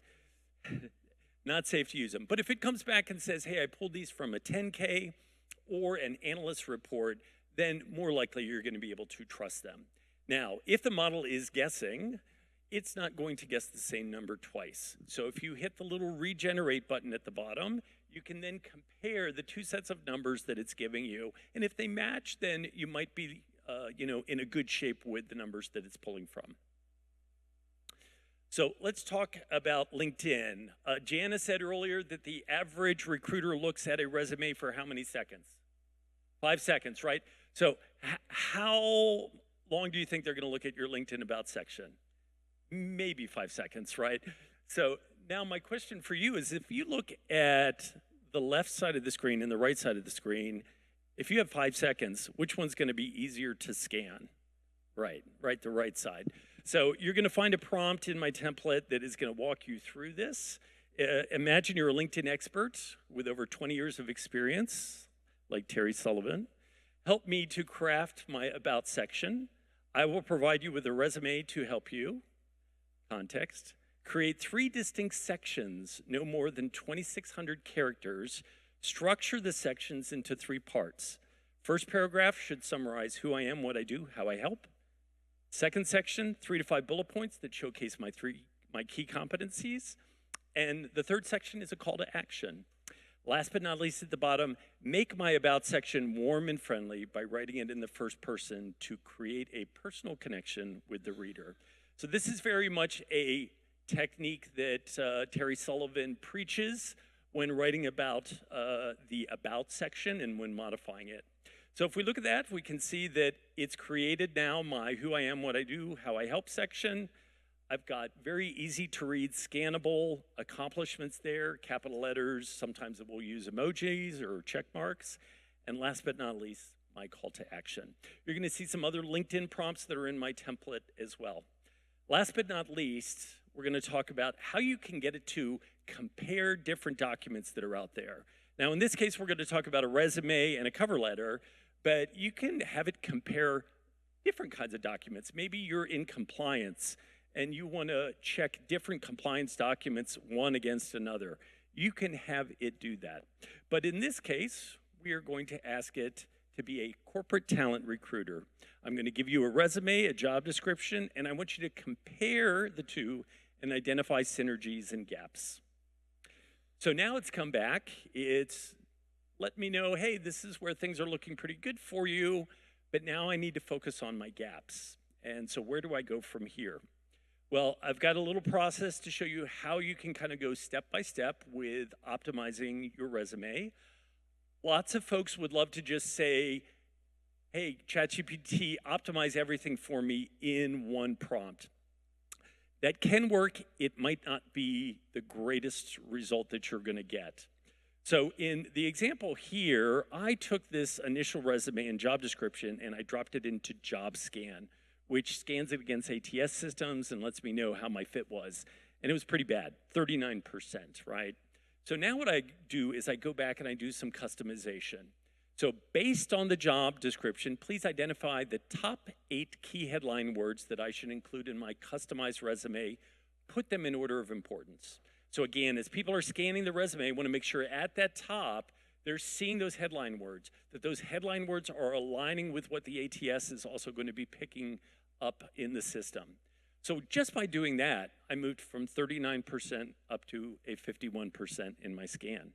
Now I go back and say, based on the job description, please suggest key experiences and achievement from my master resume. So you remember Jana was talking about having a master resume. Well, I've got a master resume that's about 20 pages long, and I can have it go and cherry pick some of my most recent information from my resume. Last but not least, crafting my executive summary. So when I'm close to the end, I can go back and say, based on the job description, my strengths and any gaps, how should I customize my professional summary in less than 60 words?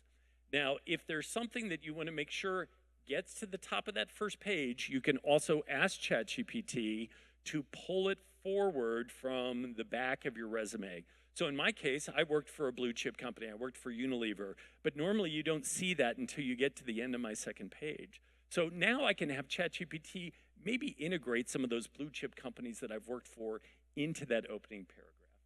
At the end of the day, what I was able to do was move from that JobScan score of 39% up to about a 73% match. And this wasn't really a perfect fit for me. So if you are, dealing with a resume that's a good fit for you, you could probably do even better than I did.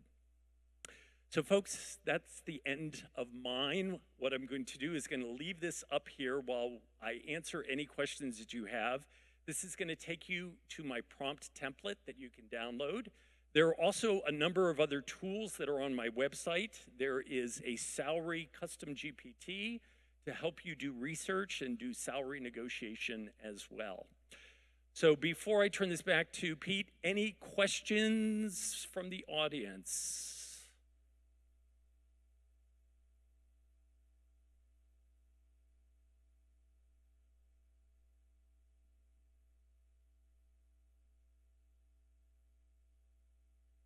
All right.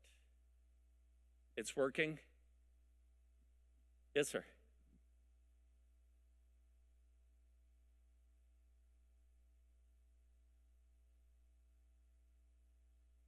Persona. Yes.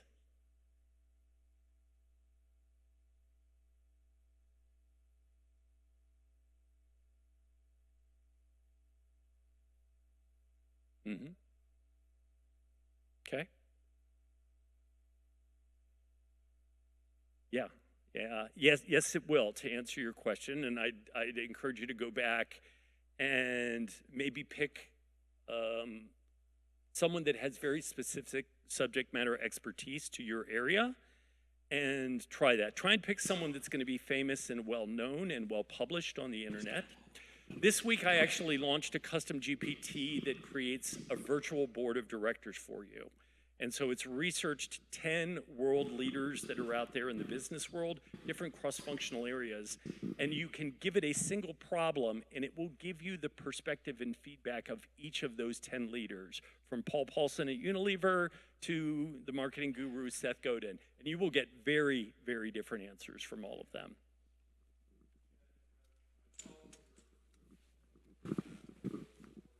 Yeah. Quite a bit, so thank you for that. You're very welcome. Yes, ma'am. So JobScan is a website. They do. Let's ask that again so we can get it. Yes. So the question is, how do you get your JobScan score? So JobScan is a service that you can subscribe to. They do give you a certain number of free scans every month. I'm not sure how many it is, 5 free scans a month. And so you can imagine if you scan it initially and then you go and you make all your changes and then you scan it again, you've already used half of your monthly subscription almost just to do one resume that's out there. But yeah, just Google job scan and it will take you to the website.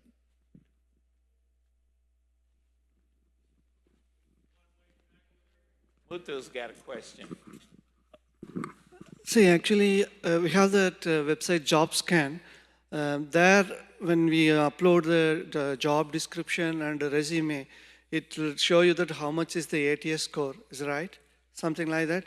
It gives you a score, and it will also sometimes ask you where you downloaded the job description from so that it can try and identify which ATS system it's utilizing. Okay, so on the other side, instead of buying a job scan subscription, I'm using that ChatGPT prompts saying that it's a person on the, whatever you say that the prompts, right? Something like act as an expert in ATS tracking system and compare my job description and the resume both and rate the percentage of my ATS score on that. When I tested this one, it shows me something around 90 percentage kind of the ATS score through the ChatGPT prompt rating. Is this fine, or do you want to go back to JobScan and do Well, that? I'm not sure that ChatGPT, we talked earlier about there's hundreds of different ATS systems that are out there. Okay. I'm not sure ChatGPT is trained to evaluate against all of the different ATS systems. Okay. Quite frankly, I would bet that it's guessing a little bit Okay.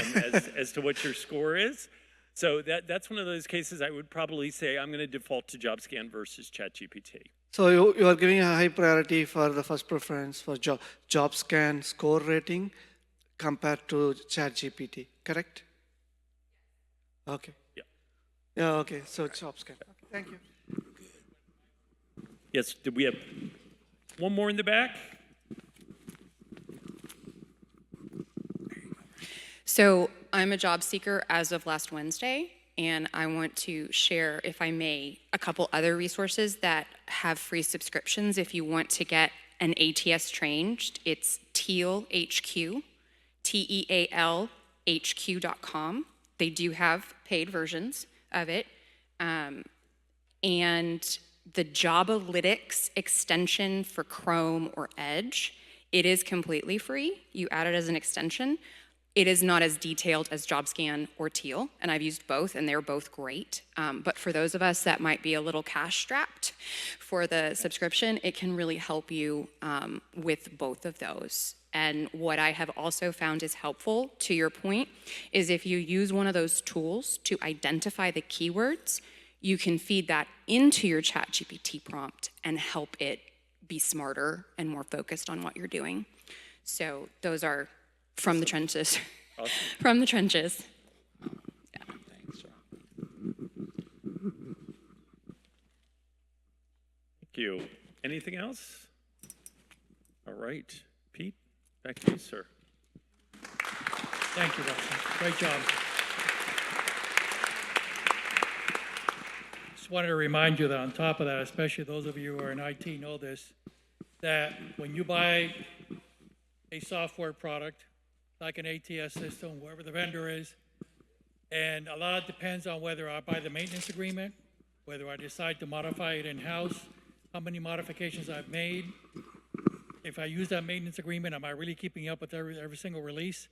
So the point being that not only are there hundreds of ATS vendors out there, you have no idea how that system's been modified within any of these companies. So when we try to bypass the ATS system or get a score or whatever, keep that in mind, that it's hard to do that. So that's when we were talking about resumes and lines and stuff like that. What may work in one system will not work in another. So keep those things in mind. Also, and you didn't hear this from me, so I don't want to get in trouble, but apparently JobScan, if you clear the cookies and the cache, guess what? You get 5 more free. So anyway, I didn't say that. Oh, yeah? Or there's more than one browser too. You can just flip another browser, Anyway, all right. So Rusty touched upon this already. Rusty. So I'm going to go through this real quickly here so we have some time at the end for more Q&A. First of all, join your local library if you haven't done so already. It is such a tremendous resource for a lot of documents and things you can use to do your company research. And there's one tool there that I want to point out, and that is called Reference Solutions, and it's very tied to what Rusty was just talking about. Reference Solutions, again, available only through your local library. And by the way, there's a competing product called A to Z, pretty much the same thing. But Reference Solutions, it's a database of all the North American companies. And all you do is look up a company. I'm making this super simple.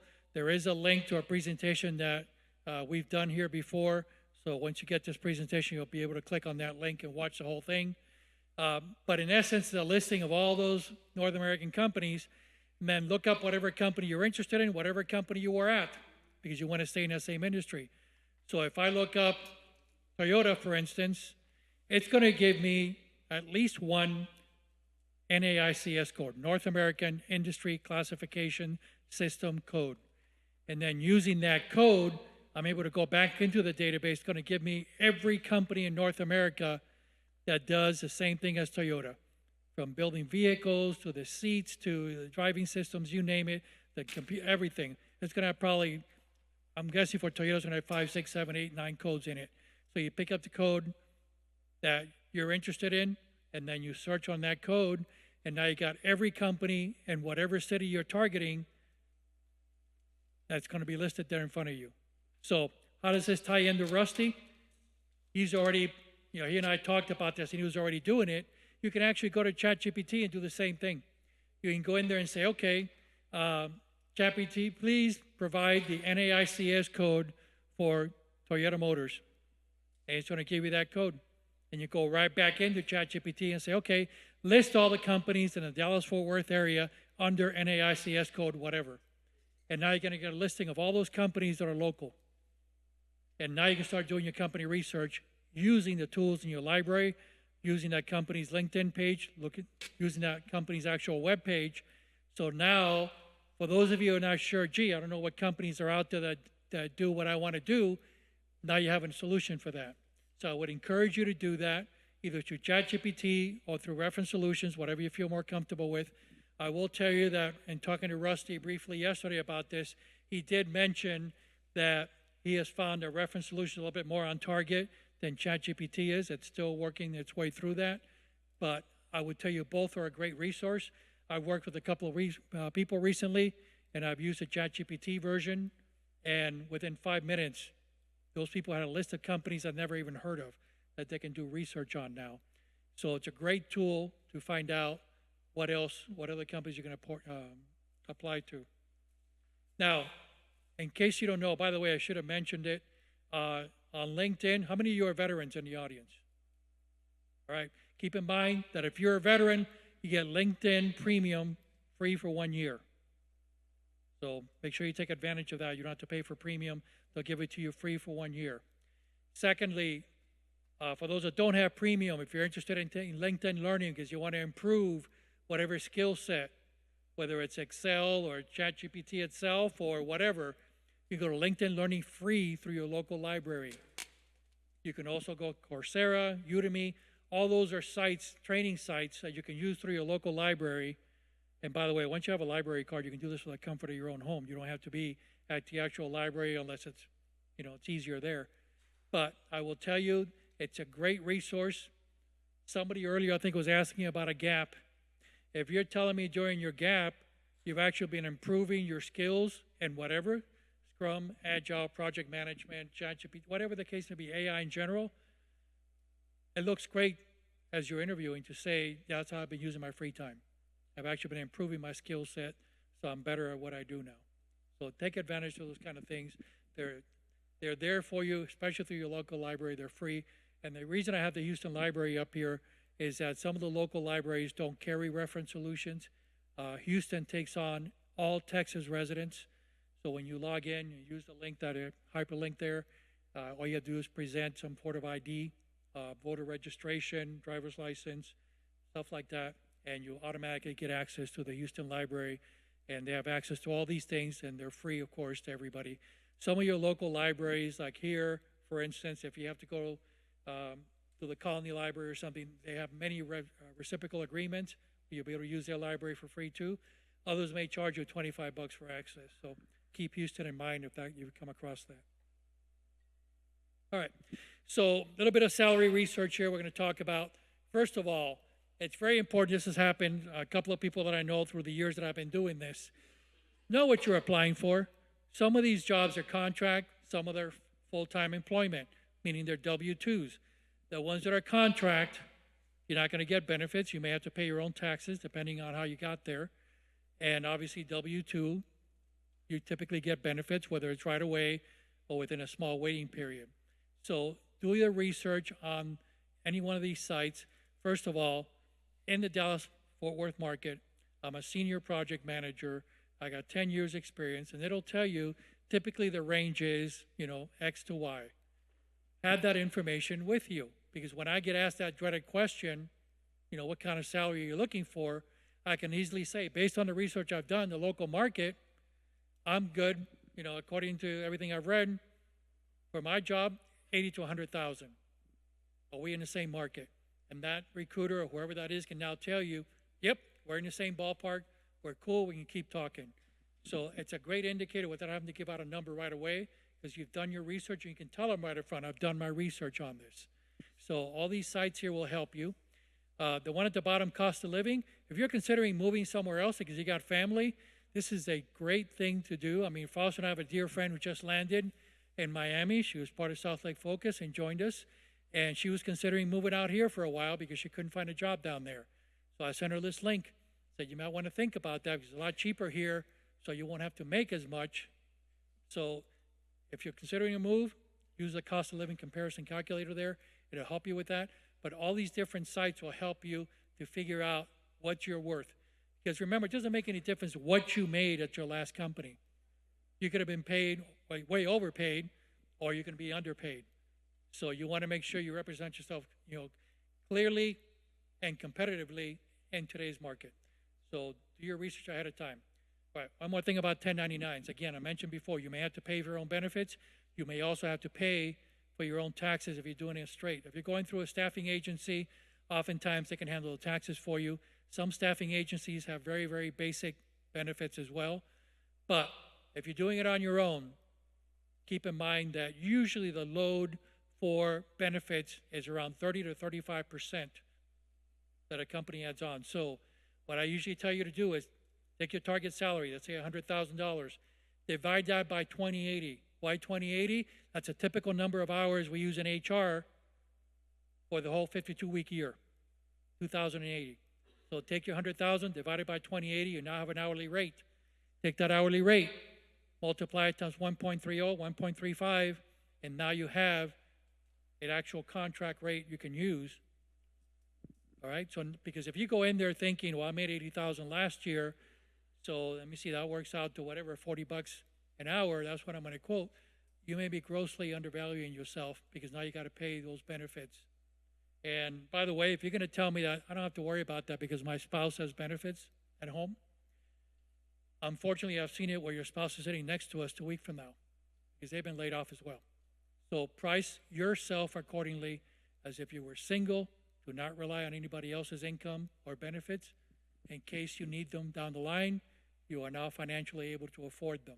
And again, I think Mike's already left, but Mike Chapman is great at helping you with getting benefits either through the ACA or explaining corporate to you and all that. So definitely look into your benefits. Know that cost ahead of time so you can price it accordingly if you're looking for a contract role. So I think that's all we have. By the way, I put it in the bottom there because a lot of people ask me, well, just get them to contribute more to my 401k, or I'll get them to change the deductible on my medical. Those are non-negotiable, folks. Those are contracted by these companies well in advance. So you can't change any of that. So the things that are negotiable is your salary, your entire compensation, your PTO. You can ask for a sign-on bonus. That's fine. Maybe you guys are $10,000 apart. You say, you know what? Tell you what. Give me the top 5 things I need to accomplish in this job in the first 3 months. If I accomplish those, can we revisit my salary? Maybe meet in the middle and you give me a $5,000 bump because I've accomplished those things in the first 90 days.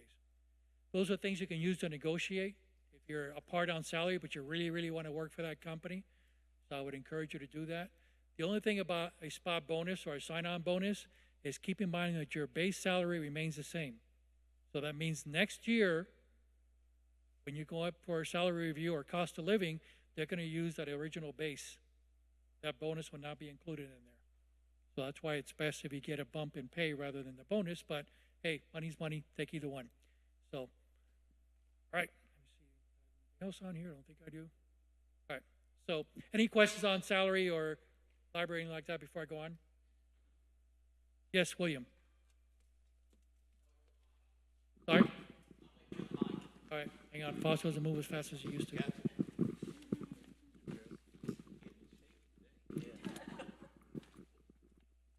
Yep. So I actually have a couple things I wanted to share with people. So just wanted to say that this coming Saturday there's a career transition workshop happening at St. Jude Catholic Church in Allen. So some of this stuff we've discussed today, you can learn even more about at that if you're able to attend. I highly suggest it. It's one of the best workshops now in the area that I've heard about. It's an all-day workshop, and there's a $25 cost of attendance, which includes the book that they provide you, as well as lunch plus snacks and beverages throughout the day. And they've got a great crew there that'll can help you learn more about some of these workshops. So again, that's April 5th, this Saturday at St. Jude Catholic Church, and it's an all-day workshop from like 8:45 to 3:45, I think it is. And next thing I wanted to share is there's a happy hour, I believe, taking place 3 weeks from today, called the Association of Business and Technology Professionals. They have a happy hour every other month, and since we talked about this earlier about the networking side of things, that's a great way to network and build up your network. And just check online abtpdfw.org for that. It's great organization, and they'll click on the events tab, and you'll once the information for that is for the happy hours there, that's where it'll be. Again, that's abtpdfw.org, and click on the events tab there. And the website for the St. Jude Career Alliance that I mentioned earlier is stjudecareeralliance.com. You can go there to learn more about their workshop and to sign up. Thank you very much. Anybody have any questions about anything we've discussed? Up here on the slide right now, we talked about a basic ATS resume template. You will scan that QR code. You'll see what we're talking about. You can model your resume after that. I talked about a LinkedIn 101 presentation that I do at Southlake. It's kind of a presentation / document you can follow to clean up your LinkedIn profile. I originally created this only because Terry Sullivan speaks, our preeminent guru on LinkedIn around here, speaks at Southlake. A lot of people, when Terry speaks, first of all, he talks very fast, and secondly, he mentions a lot of things that are kind of high level. So I call it the PhD class. So I created a 101 basic class to have your LinkedIn profile at least set up a little bit, so that way when Terry speaks, you'll understand what he's talking about. And then the document, the career transition resources, among other things, it lists all the different networking groups around here. It lists a lot of resources you can use, salary resources we talked about. At the very end of it, I have a list of I'm guessing about 10 or 15 recruiters that Foster and I know well that we use all the time. And those recruiters, I have on there who they are, what they recruit for, and who the contact person is, so you can email them your resume and set up a quick conversation for them. So highly encourage you guys to download that document. And of course, the orange QR code is today's presentation, what you just saw today. If you want a copy of that, scan that code, and I'll leave these up here for a while. That way you can get a copy of today's presentation if you'd like one. Yes, Alicia?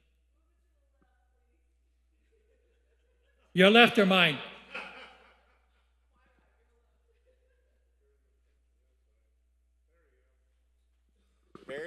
I'm insulted you didn't want me in your picture, but okay.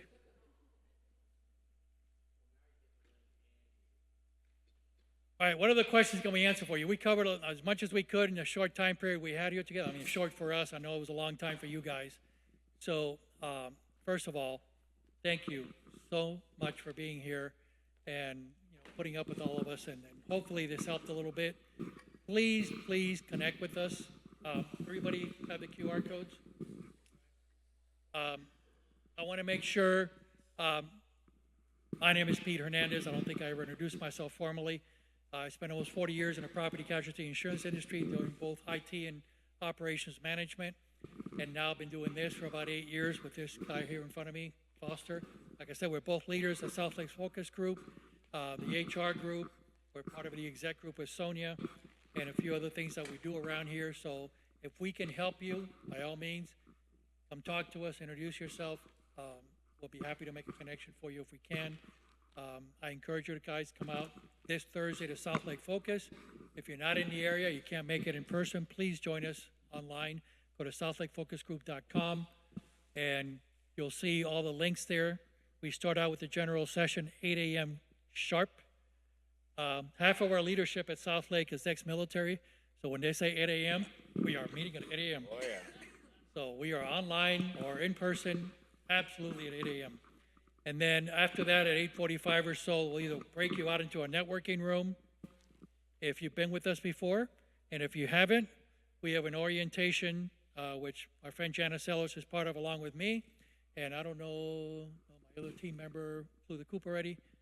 So we have an orientation that we do for an hour and an hour-and-a-half actually at South Lake, where we walk you through a lot of the resources we have available in a little bit more detail than we did here today. This Thursday, again, Craig Weller will be there. So if you haven't had your strengths looked at, not fortunate enough to have been with Tiffany at Southwest, then Craig is happy to do that this Thursday at South Lake, White's Chapel Methodist Church. Yes, Craig.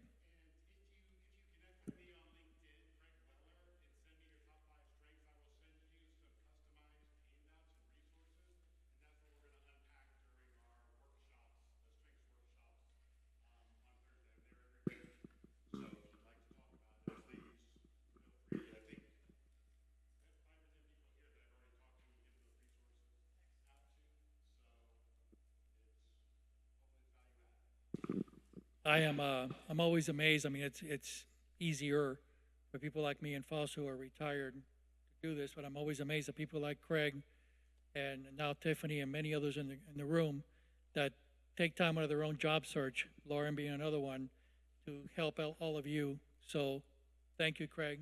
Thank you, Tiffany. Thank you, Lauren, and everybody else has been involved. John, I know you're retired now. Ron is retired as well. These people are all giving of their time to help you guys get back employed. So.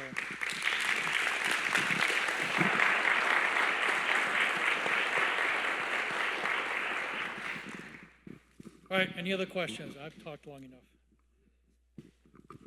Yes, sir.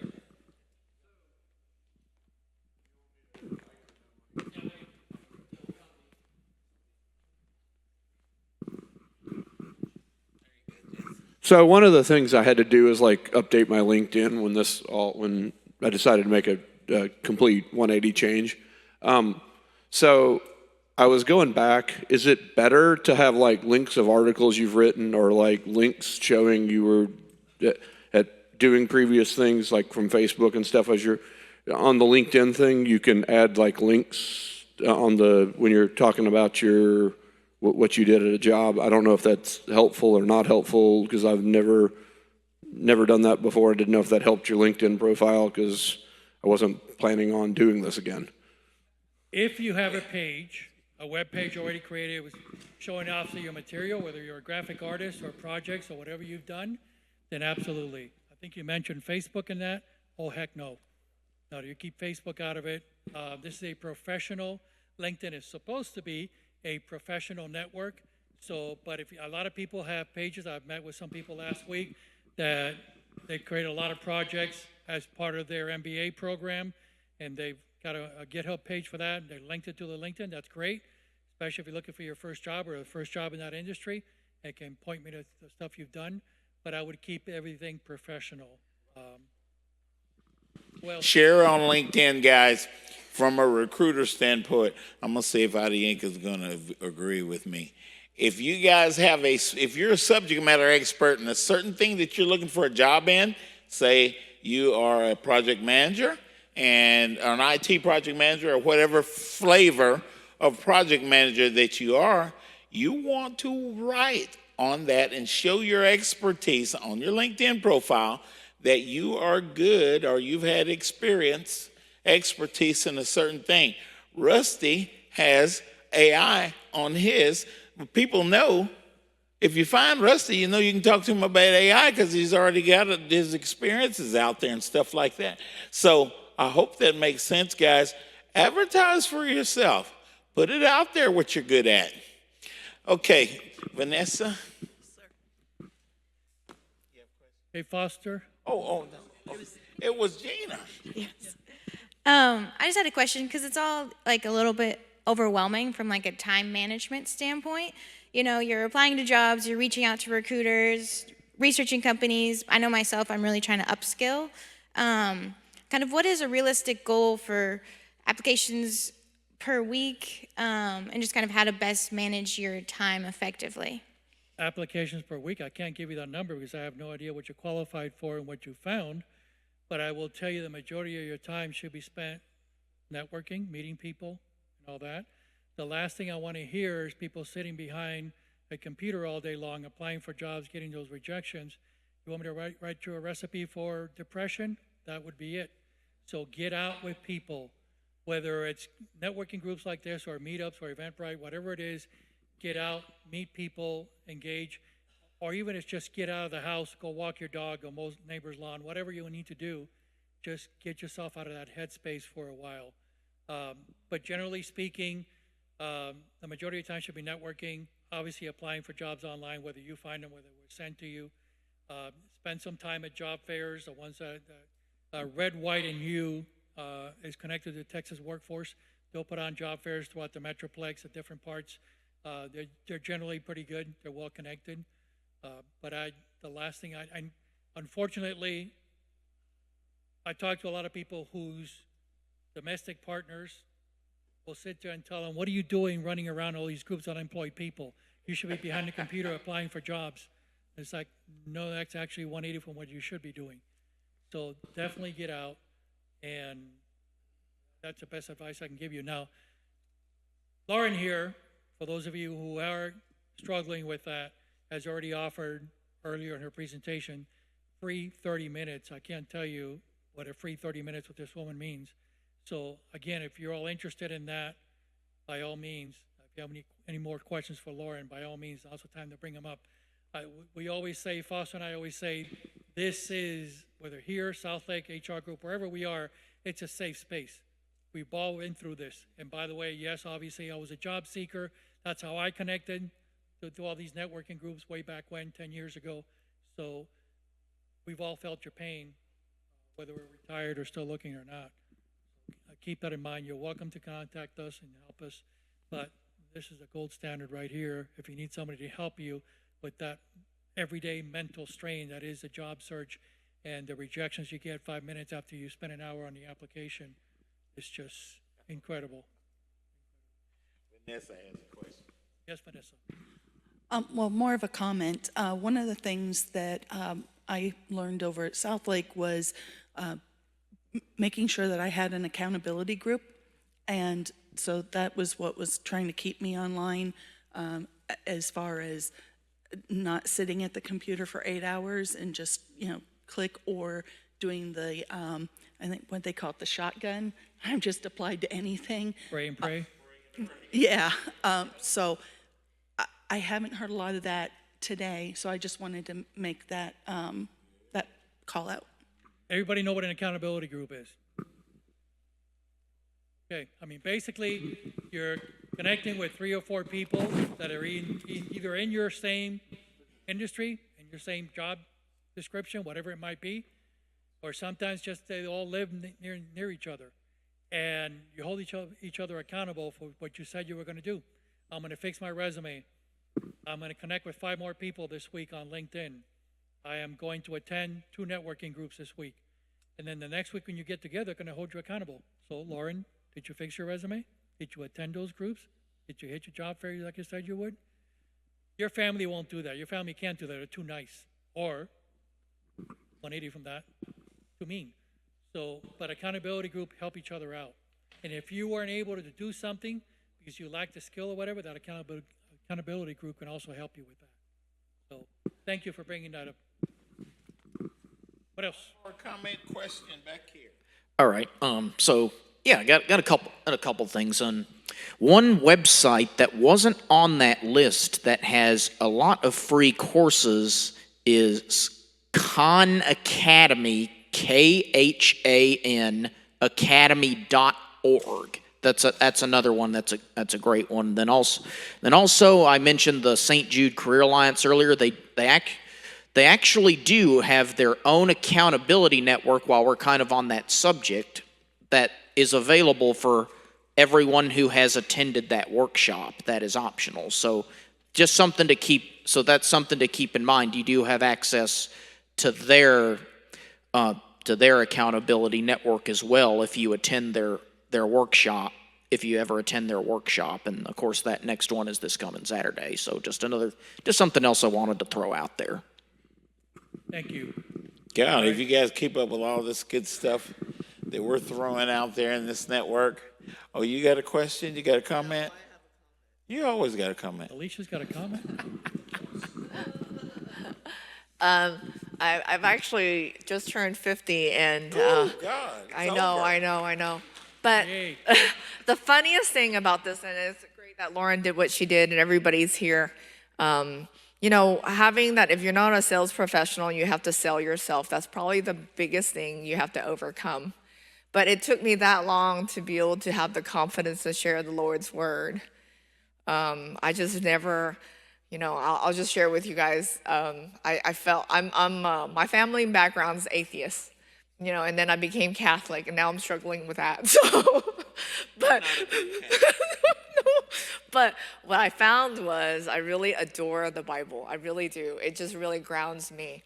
And so I started like doing affirmations for people, because people forget that you're so focused on finding what your value and your worth is, and you forget that you are uniquely created. And we've done the science, right? Strength Finders did the research. We're 1 in 34 million in us uniquely created. So while you guys are going through all this stuff and you are a little down, give yourself 5 seconds, okay, y'all? 5 seconds is all that your brain needs to get out of it. And then reach out to all these people out here. You've seen so many people, and so if you're down, there's no need for you to be down, because you are uniquely created, all right? That's all I wanted to say. That's so good. But you do have to take action, y'all. Network one-on-one. I mean, if you're not taking action, you are where you're at because you're not taking action. Well, you got all these resources and you're not doing it. It's not about when you're land, right? Oh no, it's not if you're gonna land. It's when you land. There we go. There we go. Absolutely. You almost All got right, it right. thank you. All right. Thanks. It Thanks, is 1 Alicia. o'clock. It's actually past 1 o'clock. I promised you guys we'd end it at 1 o'clock. So thank you all. Again, tomorrow, Wednesday, the practice interview team. Take advantage of that. I have never, ever met somebody that was an expert at interviewing.